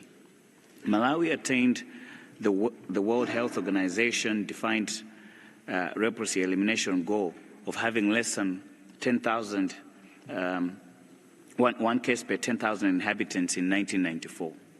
The fight against leprosy and many neglected tropical diseases deserves a collective effort, and Malawi therefore joins or plans to join with others in delivering a statement on NTDs during the September session of the Human Rights Council.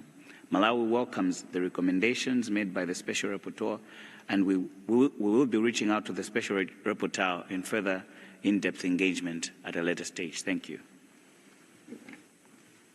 Muchas gracias. Thank you very much. The delegation of China is recognized.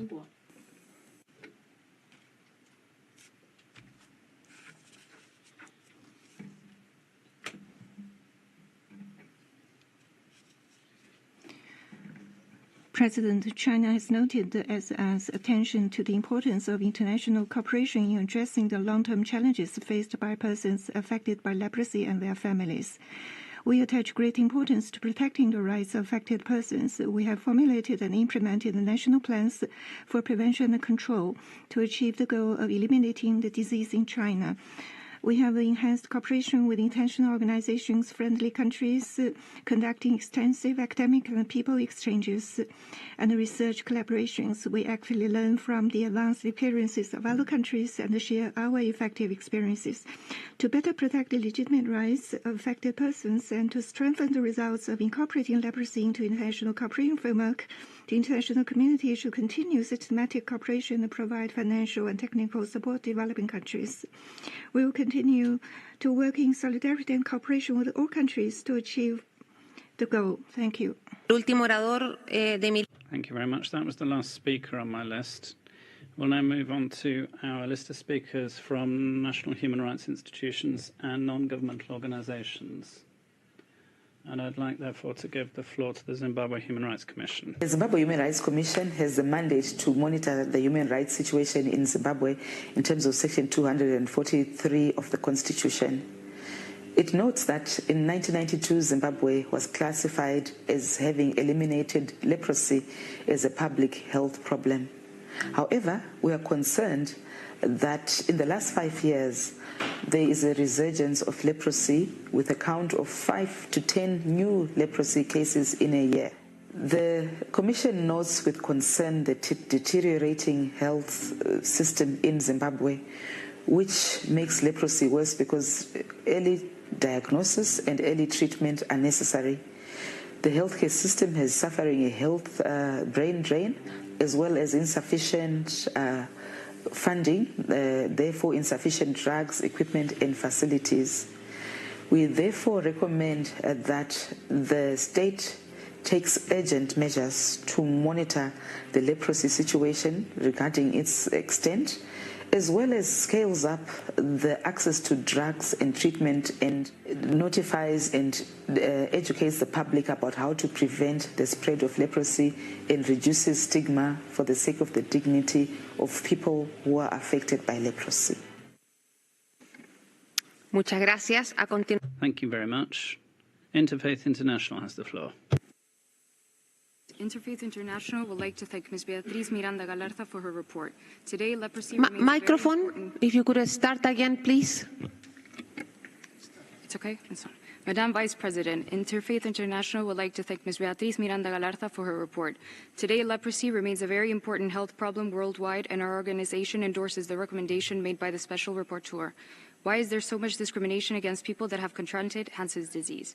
It is due to the fact that leprosy is a very misunderstood disease worldwide, feared by the general public and also by healthcare professionals. Individuals that have suffered from said disease mentioned that it is the most shameful and detested condition, that it is affiliated to a status of immoral behavior and filth. People worldwide stigmatize Hansen's disease through cultural beliefs, religious teachings, and the lack of accessible and correct information from health organizations. It is deeply harmful from a discrimination and not only affects individuals with Hansen's disease, but also extends to their families and close associates. How can we work to eliminate the stigma surrounding Hansen's disease and support those affected by it?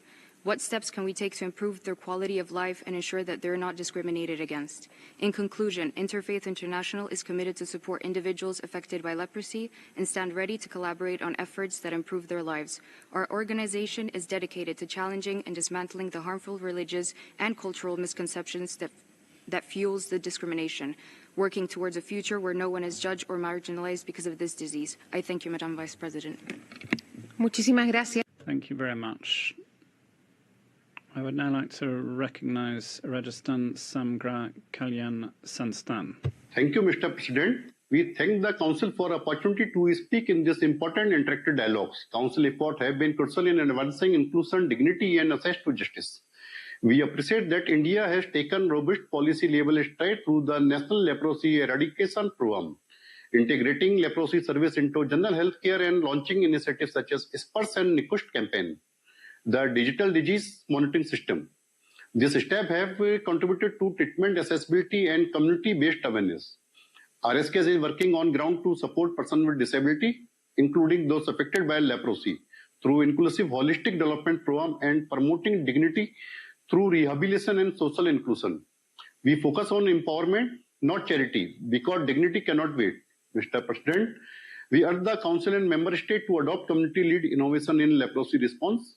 We suggest the integration of digital health tool for early diagnosis, community-based rehabilitation model tailored to regional context, and strengthening of survival lead advocacy platform. Promote national-wide awareness campaign to dismantle myth and foster dignity. This step will not only ensure medical attention but also restore self-worth and dignity. Together, let us reaffirm our collective responsibility so no one is left behind in the journey toward equality and inclusion. We thank you. May all live happily. Muchas gracias. Thank you very much. We will now hear from Associazione Comunità Papa Giovanni. It thanks the Special Rapporteur for her report. Indeed, we concur with the Special Rapporteur that the cuts on international aid for social and health initiatives will put persons affected by leprosy and their family in an increasingly vulnerable position. Leprosy is a neglected tropical disease, historically underfunded, whose eradication depends on effective bilateral and multilateral cooperation that can allow affected countries to put in place and sustain programs of early detection and multi-drug therapy, post-exposure prophylaxis, scientific research, disability prevention and rehabilitation, stigma reduction and empowerment, as well as social and economic inclusion. A human rights and right to development-based approach is essential in addressing the leprosy health problem. Moreover, solidarity, as rightly pointed out by Ms. Miranda Galarza in her report, should not be just reactive to emergencies, but rather preventive, addressing the root causes of the injustice, social determinant of health and poverty that are behind the spreading of leprosy. Ms. Special Rapporteur, you mentioned in your report the draft declaration on the right to international solidarity that is still pending approval by the Human Rights Council. In which way do you think that such a declaration may contribute to the eradication of leprosy and to the elimination of discrimination against persons affected by it and their family members? Thank you.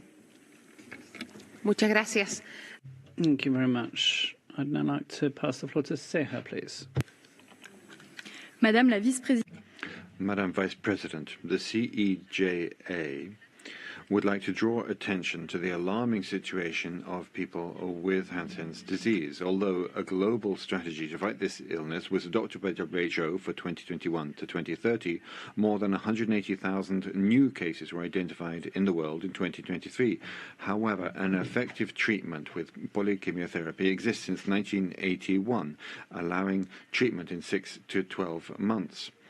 However, stigmata remains. Discrimination remains against people affected by leprosy. It's harder to get a job, a decent private or family life, or even the right to circulation due to forced isolation of people. The CEJA call on African states to fully meet their responsibilities, including the quality and exhaustiveness of data collected. As was underscored by the Special Rapporteur in the report, the absence or missing information harms the prospects of effective prevention. The CEJA insists on the importance of greater support for carers, in particular women who have the responsibility to providing assistance and protection, often in precarious conditions, undermining the health of themselves and the people they love. Thank you. Muchas gracias. Thank you very much. That was the last speaker we can accommodate for this meeting. And so I would now like to pass the floor to Ms. Miranda Galassa for her concluding remarks. Rapporteur. Thank you so much, and thanks for all your comments and your questions that are very welcome. Allow me to address you in my native language. It will be quicker, I guess. Muchísimas gracias por sus... Thank you very much for your comments and questions. I wanted to maybe boil down the questions to a number of items that are basically clustered on the same topic, which is how can we ensure the care for the rights of those impacted by leprosy and their family members, and how can we make sure that those people have access to a dignified life, which is one of their core rights. And to do that, I'd like to refer to the fact that there's a number of things that can be done from the point of view of governments and also from the point of view of international cooperation. First of all, having a strong, robust healthcare system which is comprehensive and inclusive will guarantee that we can attain the desired elimination of leprosy. Without a healthcare system and a social care system, a system which does not guarantee the life of all in dignity and does not guarantee the right to healthcare access, we will not achieve that goal. Secondly, I'd like to call on all states and all international organisations to bolster international cooperation so that we look more closely at investment in scientific research and social research. Measures taken by some states to cut international aid have also impacted the level of support to scientific research, above all on the theme of leprosy. So I'd like to call for a reconsideration of the steps we're taking in that area, because it impacts not only the community of those affected, but the entire community, the global community. Thirdly, I'd like to call for a multi-sectoral, interdisciplinary look at this at all levels. When we talk about leprosy not as a disease, but as a social phenomenon and a human rights phenomenon, we are talking about a problem which is complex and which affects many different sectors. In that context, the responses also have to be multi-sectoral, and they must also be at the national level in combination with dialogue at the international and regional levels. Fourthly, I'd like to talk about the comprehensive perspective we need to have from the point of view of governments and international organisations themselves on the subject of leprosy. Leprosy is now intersected with many 21st century problems, including migration, conflicts, war, climate change, and gender-based violence, and also discrimination against boys, girls, and adults, older adults as well. Once again here, an intersectoral perspective is more than essential to bring about changes in public policies and social programs. We would also like, through NEO, or the umbrella organisation for those affected by leprosy, call for a comprehensive monitoring system. We need the best data. We need statistics that will allow governments and states to have a solid basis on which to build their public policies, including people affected by leprosy. Another of the elements we urgently need from the point of view of international cooperation and solidarity is in the sphere of mental health care. There is no support for those who are already supporting those affected by leprosy and their families. There is no support for those people working in healthcare. We sometimes forget that the people, as was mentioned in the previous report by the rapporteur looking at healthcare issues, we forget that those working in the sphere of healthcare are human beings.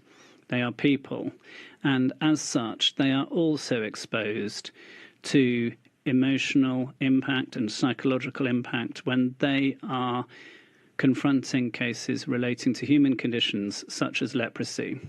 And finally, I would like to call on all member states here in this room, because next year we will have a discussion around renewing the leprosy mandate. And as I mentioned in my report, the leprosy mandate is the only space that has, at the international level, allowed leprosy to be discussed, that individuals and their contexts be brought to bear and brought to light in such an important space, the space here at the United Nations. And so I would like to call on you to collaborate and support the process strengthening the mandate, because through this you are also supporting the care for the lives of those impacted by leprosy. I would like you to review the first report that I presented last year concerning the impact that the mandate has had on the life of organisations supporting those affected, and also has impacted directly the life of those impacted and their family members. Thank you for your support and for your attention. The Vice President, thank you very much. So that brings us to the end of the interactive dialogue, and I'd like to thank Ms. Miranda Galarza for her work and for her participation in today's session and throughout the entire year, of course. Thank you very much. We will now take a short technical break before beginning our interactive dialogue with the independent experts on the protection against violence and discrimination based on sexual orientation and gender identity.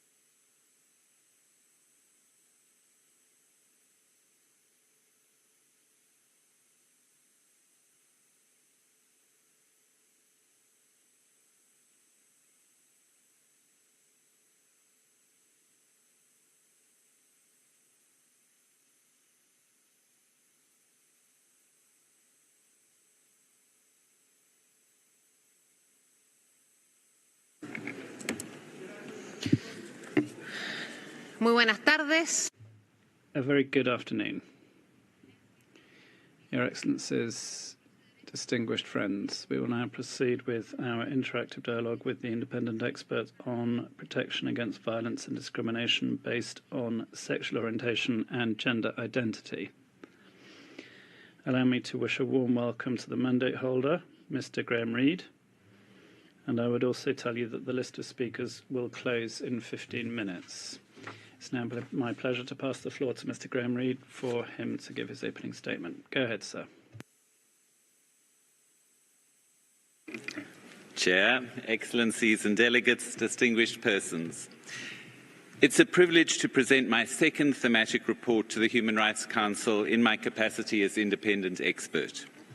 I will also be sharing 2 reports on the country visits that I have conducted over the past year. I wish to express my appreciation for the responses received to the call for input to prepare for this report. The depth of engagement across a wide range of sectors is encouraging. I also extend my gratitude to my academic host institutions, the Yale-Jackson School of Global Affairs and the Centre for Human Rights at the University of Pretoria for their continued support.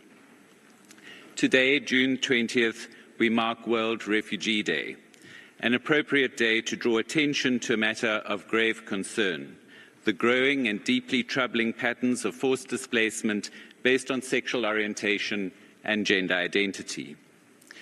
As communities are displaced by conflict, climate change and other crises, the risks for those seeking refuge are often made worse by restrictive migration policies and xenophobic rhetoric. Yet, for lesbian, gay, bisexual, trans and other gender-diverse persons, these vulnerabilities are further exacerbated by discriminatory laws, political scapegoating and, in some instances, state-sponsored violence. Today, forcibly displaced LGBT persons face a double bind: escalating attacks on their rights on who they are, based on who they are, coupled with increased hostility towards migrants more broadly, including in transit and in host countries. This report builds on a long-standing history of engagement by member states and UN entities which have consistently condemned human rights violations against LGBT persons, recognized their role in driving forced displacement, and called for dedicated protections and inclusion. Through the Human Rights Council, the General Assembly, and the Office of the High Commissioner for Refugees, member states have affirmed principles of non-discrimination, equal access to assistance, and legal integration. This report builds on that foundation while highlighting persistent gaps in state action and the realization of equal rights for LGBT persons in displacement contexts. States must uphold the commitments of the Universal Declaration of Human Rights, including the right to seek and enjoy asylum from persecution. These obligations require equal protection for all, including those displaced due to sexual orientation and gender identity. Human rights cannot be selectively applied. The principle of equality demands that no one be excluded or left behind because of who they are, whom they love, or where they come from. This report highlights that while conflict, climate change, and persecution drive displacement globally, LGBT persons face unique and disproportionate risks due to systemic violence, criminalization, and discrimination. In over 60 countries, consensual same-sex relations or gender expression remain criminalized, enabling persecution by state and non-state actors. Rising political scapegoating, hate speech, and stigmatizing rhetoric further heighten their vulnerability and contribute to forced displacement. Beyond state repression, LGBT persons often face economic exclusion, family rejection, and barriers to healthcare and humanitarian support, simply because of their identity. These intersecting forms of marginalization leave them isolated, highly vulnerable, and frequently overlooked in responses to forced displacement. For many LGBT persons, displacement does not end the danger, but changes the nature of the threats they face. As legal pathways narrow, many are forced into perilous journeys, exposing them to exploitation, sexual violence, and abuse. Not only from criminal networks and authorities, but also from fellow asylum seekers. Transgender individuals face specific challenges, including barriers to accurate identity documents, unsafe housing placements, and structural discrimination throughout the displacement process. Displaced LGBT persons are frequently excluded from humanitarian services and denied access to safe shelter, healthcare, and other essential support. States should expand safe legal pathways to protection and ensure that humanitarian actors are trained to meet the specific needs of LGBT individuals. Refugee status determination is central in international protection, yet LGBT persons often face significant barriers in accessing it. Barriers include fear of disclosing their identity, biased or inappropriate interview questions, lack of legal assistance, and status determination decisions based on stereotypes rather than their actual lived experiences. Many are denied protection simply because they are unable to safely or promptly articulate the grounds of their persecution. Some states have taken steps to address these challenges.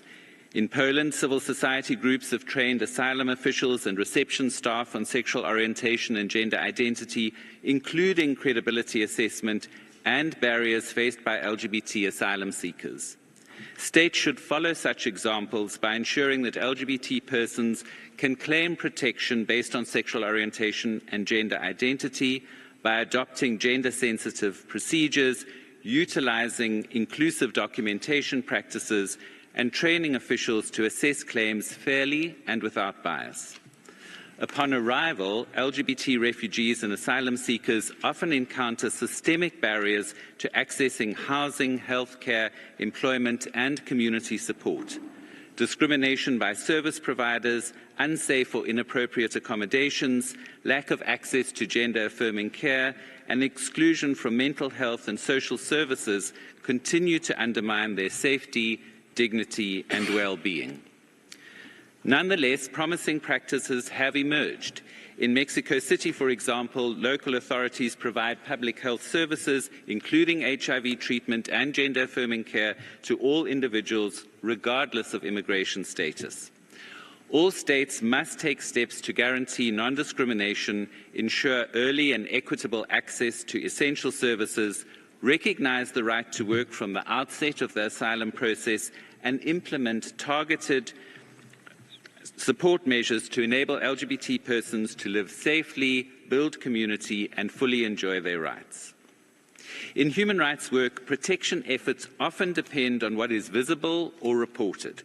Yet most states do not collect data on sexual orientation or gender identity in displacement contexts, and existing data is often limited, binary, or inconsistent. Strengthening data collection and coordination among states, UN agencies, and civil society is essential. This includes both comprehensive data on displaced populations and disaggregated data that captures the specific experiences and needs of LGBT persons. This report highlights the specific risks LGBT persons face in forced displacement, from criminalization and violence to exclusion from asylum systems, services, and safe shelter. It outlines concrete measures states can take to close protection gaps, including decriminalizing consensual same-sex relations and gender expression, implementing inclusive asylum procedures, ensuring access to safe housing and healthcare, and improving data collection and coordination among stakeholders. As noted, some states have already undertaken important efforts to advance protection for forcibly displaced LGBT persons. However, progress remains uneven and insufficient in many contexts. I urge all states to take the findings of this report seriously and to translate its recommendations into concrete, sustained actions that uphold the rights, safety, and dignity of all LGBT persons in situations of forced displacement. Distinguished attendees, I now turn to country visits. At the outset, I wish to thank the government of Colombia for welcoming my country visit in May. I appreciated the opportunity to engage with a wide range of stakeholders, from state representatives to civil society, to acknowledge progress and explore ways to strengthen the protection and promotion of the human rights of LGBT persons. I will present my report on the visit in June next year. I also wish to acknowledge the governments of Mexico and Romania for extending invitations to undertake country visits. I thank those states currently reviewing pending requests and encourage others to do the same in the spirit of constructive dialogue and cooperation.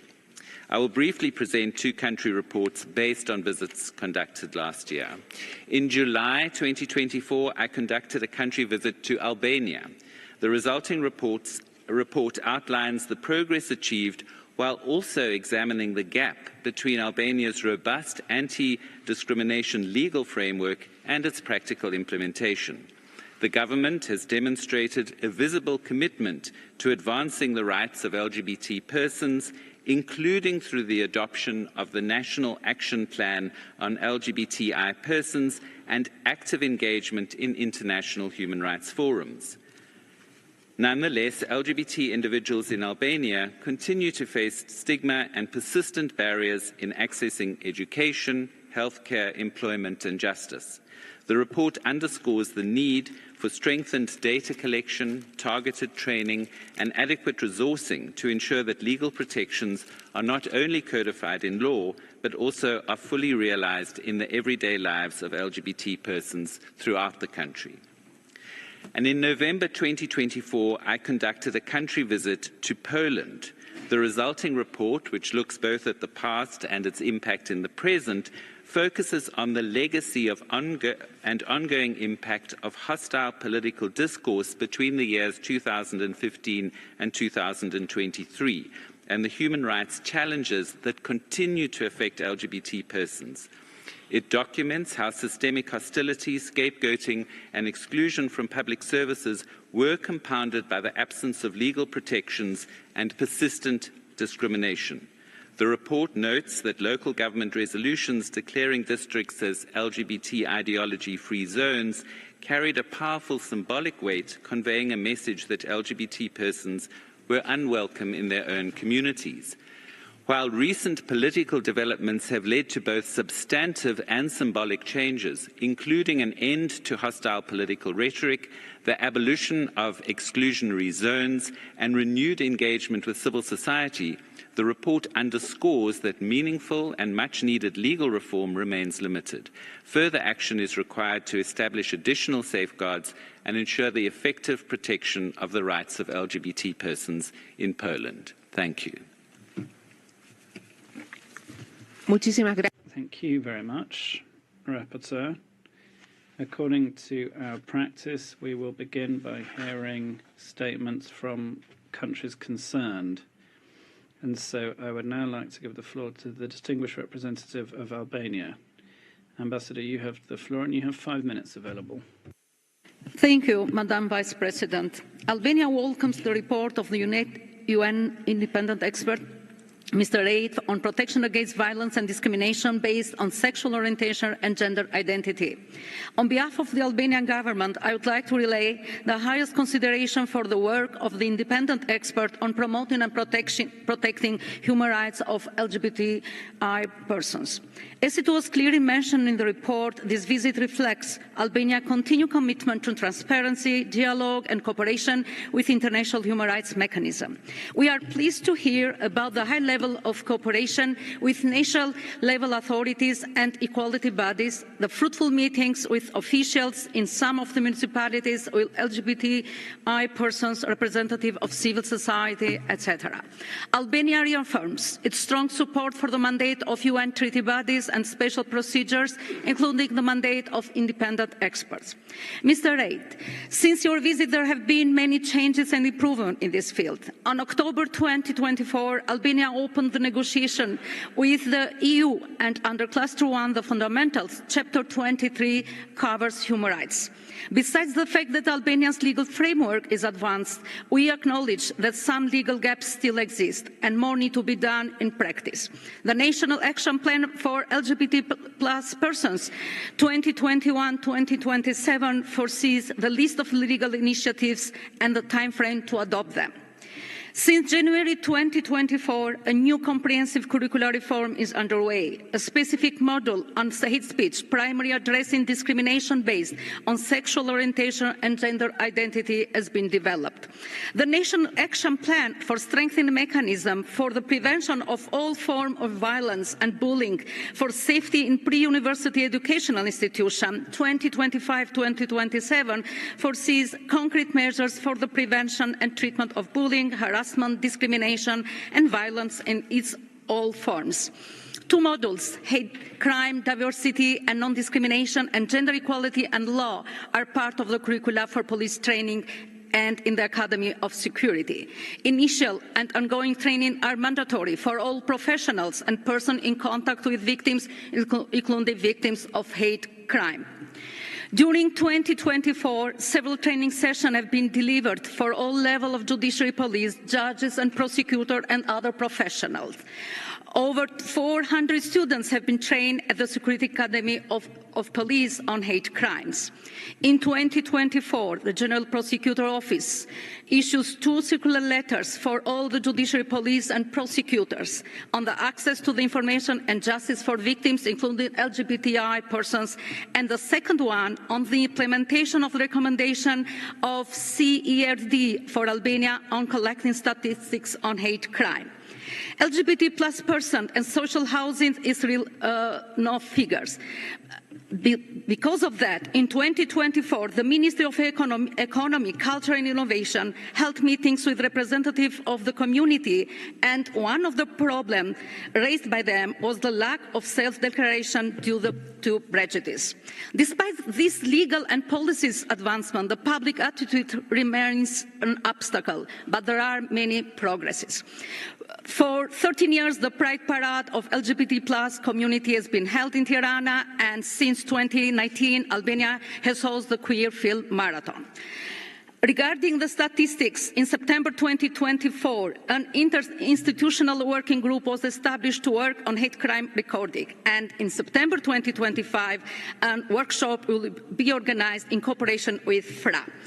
Madam Vice President, despite the progress made by Albania and recognized in the report by the independent expert, we acknowledge that challenges remain in full realizing the rights of LGBT persons. Albania values the constructive recommendation provided by the independent expert and is committed to address this gap through the continuing legal reforms, capacity building and collaboration with civil society and international partners. Let me assure that Albania remains fully committed to promoting and protecting human rights and is dedicated to combating discrimination in all its forms, including discrimination based on sexual orientation and gender identity. Thank you. Muchas gracias, embajadora. Thank you very much, Ambassador. I'd now like to pass the floor to the distinguished representative of Poland. Ambassador, you have the floor, and you also have 5 minutes. Go ahead. Thank you, Madam Vice President.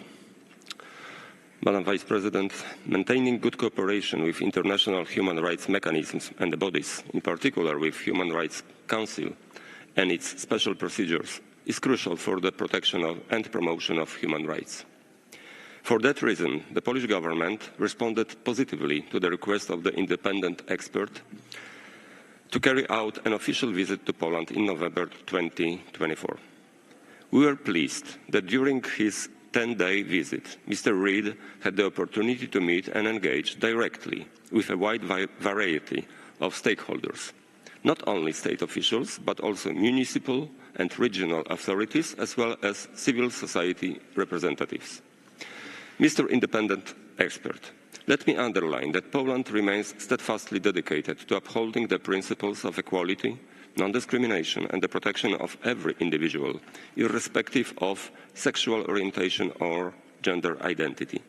This commitment is not only a reflection of our values, but is also firmly rooted in the country's obligations under both international and national legal frameworks. Article 32 of the Polish Constitution clearly states that everyone is equal before the law.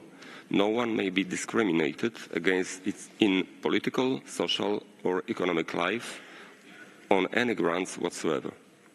As it has been noted in the report, the current government has made a decisive break with the previous anti-LGBT rhetoric. The government has undertaken a number of measures to improve the situation of LGBTI persons in Poland. Let me mention just a few. The Council of Ministers has adopted a draft bill to extend legal protections against hate crimes to include the grounds of disability, age, sex and sexual orientation. Work is underway regarding a draft bill on civil partnerships. Steps have been taken to ensure that legal gender recognition cases are marked as urgent and prioritized in court scheduling. The Border Guard has introduced measures to address the needs and vulnerabilities of LGBTI individuals seeking protection in Poland, ensuring they are treated with dignity and respect. We realize that the work towards achieving equality is never finished, and there are challenges ahead of us. This is why we are ready to continue our constructive engagement and dialogue with the independent expert. Let me assure you that Poland appreciates your dedication to upholding the rights of all and fully supports the extension of your mandate. I thank you. Muchísimas gracias. Thank you very much, Ambassador. I would now like to invite interested delegations to put questions to the independent expert and to make comments on his reports.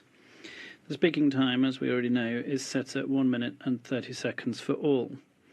I would like to, first of all, give the floor to the Ambassador of Iceland on behalf of a group of countries. Ambassador. Madam Vice President, I have the honour to speak on behalf of the Nordic Baltic states. We reiterate our unwavering support for the mandate of the independent expert and its renewal. Since its establishment, the mandate has contributed to advancing substantive equality in a meaningful and constructive manner. Evidence shows that persons of diverse SOGI continue to face discrimination and violence across different spheres of life. These factors are amplified in situations of displacement, with persons of diverse SOGI disproportionately affected by its drivers, including conflict, violence, persecution, repression, disaster and climate-related crises. As such, persons of diverse SOGI who are forcibly displaced, whether inside or outside their country of origin, face heightened risk of physical and sexual abuse, extortion, arbitrary detention and other forms of persecution. In addition, multiple and intersecting forms of discrimination often marginalize them and prevent access to support and services, with devastating and long-lasting consequences. We must ensure that all persons, including those displaced inside or outside their country of origin, are fully able to enjoy their human rights, regardless of sexual orientation and gender identity. Independent expert, how can we effectively address harmful drivers of displacement and the subsequent harms for persons of diverse SOGI? I thank you. Muchas gracias. Thank you very much. I now recognize the European Union. Muchas gracias, señor. Thank you very much, Vice President. The European Union thanks the independent expert for his timely presentation. We are deeply concerned that the sexual orientation and gender identity are being used to justify human rights violations, and about the alarming rates of violence, discrimination and stigmatization against LGBTI persons around the world. Those who are forcibly displaced often face challenges indeed at multiple levels. The findings in your report are deeply troubling, including that 65 states still criminalize consenting same-sex relations, with a few imposing even the death penalty. Such criminalization violates international human rights law. We call for a worldwide end to any form of violence and discrimination against LGBTI persons. Under EU legislation, LGBTI persons persecuted in their country of origin are explicitly recognized among those who can be eligible for international protection within the EU. It also requires that asylum interviews and assessments respect applicants' sexual orientation and gender identity, as well as the setting up of national independent mechanisms to ensure compliance with applicants' rights. Guidance have been developed to improve the assessment of asylum claims by LGBTI persons and to ensure appropriate reception conditions. Independent expert, what further good practices would you highlight in ensuring protection for forcibly displaced LGBTI persons? Thank you. Muchas gracias. Thank you very much. I would now like to pass the floor to the Ambassador of Spain on behalf of a group of countries. Ambassador. Traslado esta declaración. Thank you very much. I'm making this statement on behalf of Colombia and Spain as co-chairs of the Equal Rights Coalition. This is a cross-regional intergovernmental body comprising 44 member states dedicated to the protection of the rights of LGBTI persons, and we'd like to thank you for your report on violence and discrimination for reasons of sexual orientation and gender identity in relation to enforced disappearance, which will provide significant contribution to states to tackle this phenomenon. Despite the fact that we have seen global efforts to promote equality, LGBTI persons continue to confront many obstacles in seeking asylum and humanitarian protection. The experts' call will not properly match the values of the coalition.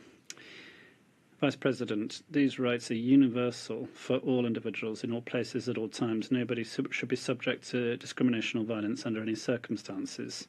As a result, we call on all members of this Council to recognise that violence and discrimination never can be justified for reasons of sexual orientation and gender identity, and that they should support the renewal of this important mandate, which contributes to ensuring a fairer and more inclusive world. Thank you. Thank you very much. I would now like to inform you that the list of speakers is closed, and in so doing, I'd like to pass the floor to the Ambassador of Brazil. Go ahead, please. Thank you very much, Vice President. It's our honour to make this statement on behalf of Chile, Colombia, Costa Rica, Mexico, Uruguay, and Brazil. We're grateful to the expert for his report. Persecution, violence and discrimination on the basis of sexual orientation and gender identity can be exacerbated in contexts of enforced displacement. Countries should safely welcome people in full respect for the principles of non-discrimination and inclusion and combat all forms of violence. Your mandate is important for the understanding of the many dimensions of discrimination and the violence suffered by individuals because of their sexual orientation and gender identity. We're grateful for the inclusive, professional and respectful perspective that has characterised your work, and we recognise the contributions made through this mechanism over the last 9 years, including official visits and thematic reports. This mandate has demonstrated its relevance and requirement. As a result, during this session, we will be presenting a draft resolution to renew it for 3 additional years, and we invite all member states to support this renewal. In a world where multiple forms of violence and discrimination persist, it is essential to promote dialogue and human rights for all, with no exception. Thank you. Thank you very much, Ambassador. We will now hear from the delegation of Colombia, please. Thank you very much, Vice President. On behalf of members of the Group of Friends of the mandate of the Independent Expert on Sexual Orientation and Gender Identity, we welcome the thematic report presented to this Council, which highlights how broader drivers of forced displacement, such as armed conflicts and natural disasters, might intersect with violence and discrimination based on sexual orientation and gender identity, placing LGBT and gender diverse persons in a disproportionate risk of forced displacement. Beyond being drivers of forced displacement, violence and discrimination based on SOGI is also often present during transit, both within their countries of origins and elsewhere, as showed in the report. LGBT individuals who are forcibly displaced continue facing significant barriers in accessing support systems, including legal assistance. We welcome the recommendations of the report, as well as the good practices identified by the expert on how states can address drivers of forced displacement of LGBT individuals and how to protect their human rights when they are displaced. The report brings evidence that violence and discrimination based on sexual orientation and gender identity remains an urgent issue that requires the attention of this Council. As the group of friends of the mandate of the independent expert, we call on all members of the Human Rights Council to support the resolution to renew the mandate of the independent expert presented during the current session and to keep upholding the commitment of a world free from violence and discrimination for everybody. Thank you very much. Muchas gracias. Thank you very much. I would now like to recognise the distinguished Ambassador of Mexico, please. Ambassador. Thank you very much, Vice President. Mexico is grateful to the independent expert for his report and ongoing work to prevent and eliminate discrimination and violence for reasons of sexual orientation and gender identity. We're concerned by the increase of attacks against diversity and equality policies. This trend doesn't only reverse the progress made, it increases levels of violence and discrimination, exposing LGBTI persons to situations of greater vulnerability, including enforced displacement. As the report says, this backsliding is not isolated, and they are organised around discriminatory motives, criminalisation, and the proliferation of hate speech.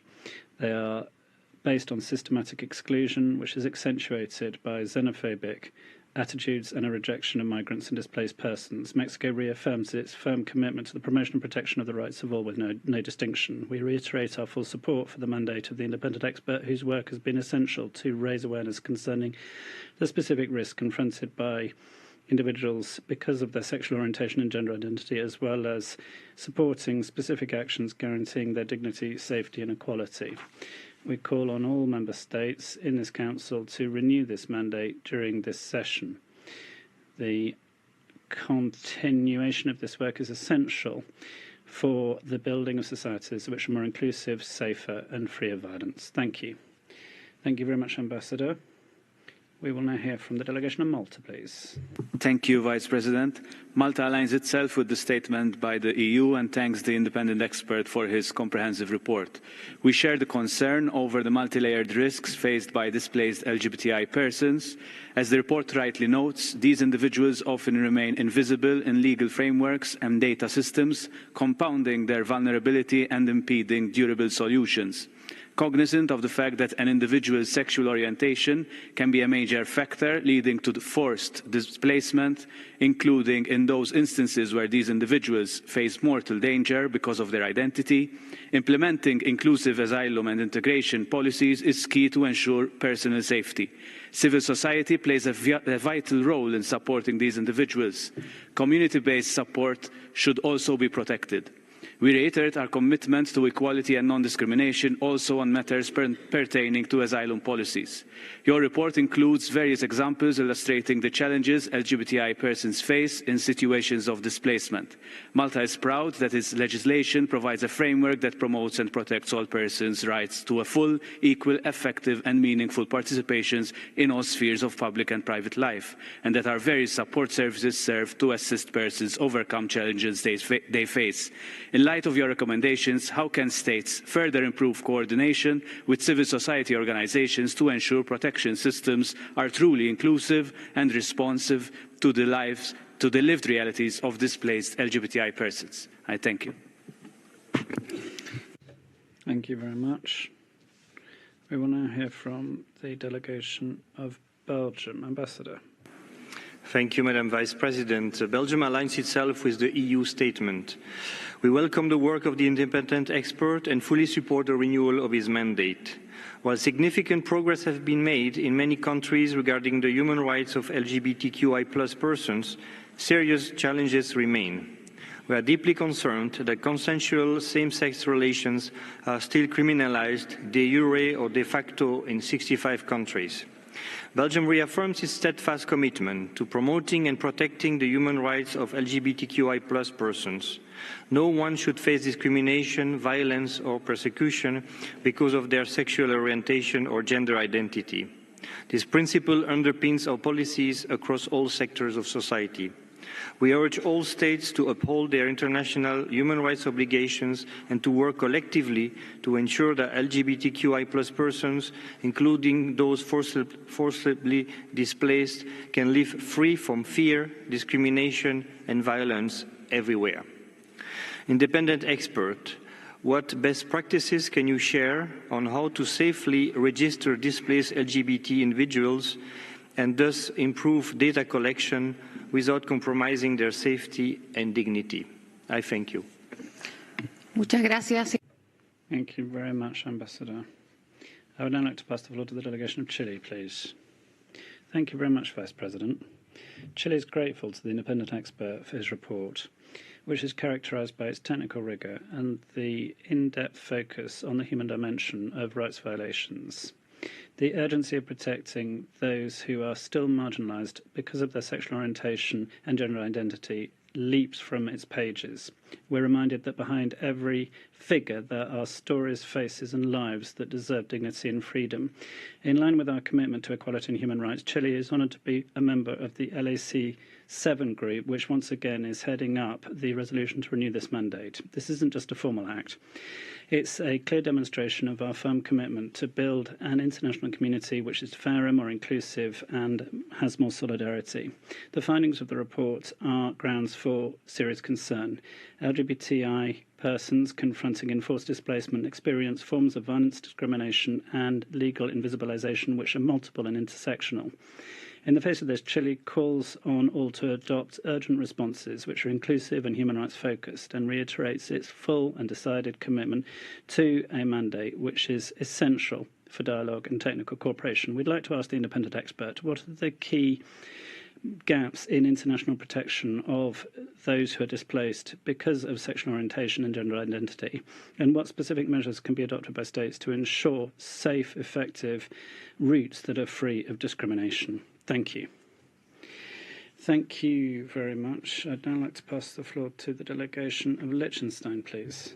Go ahead, please. Thank you, Madam Vice President. We thank the independent expert for the presentation of his report. LGBT persons have come a long way to enshrine and safeguard their human rights around the globe. At this point in history, they face an unprecedented backlash that aims at reversing much of the progress that has been made.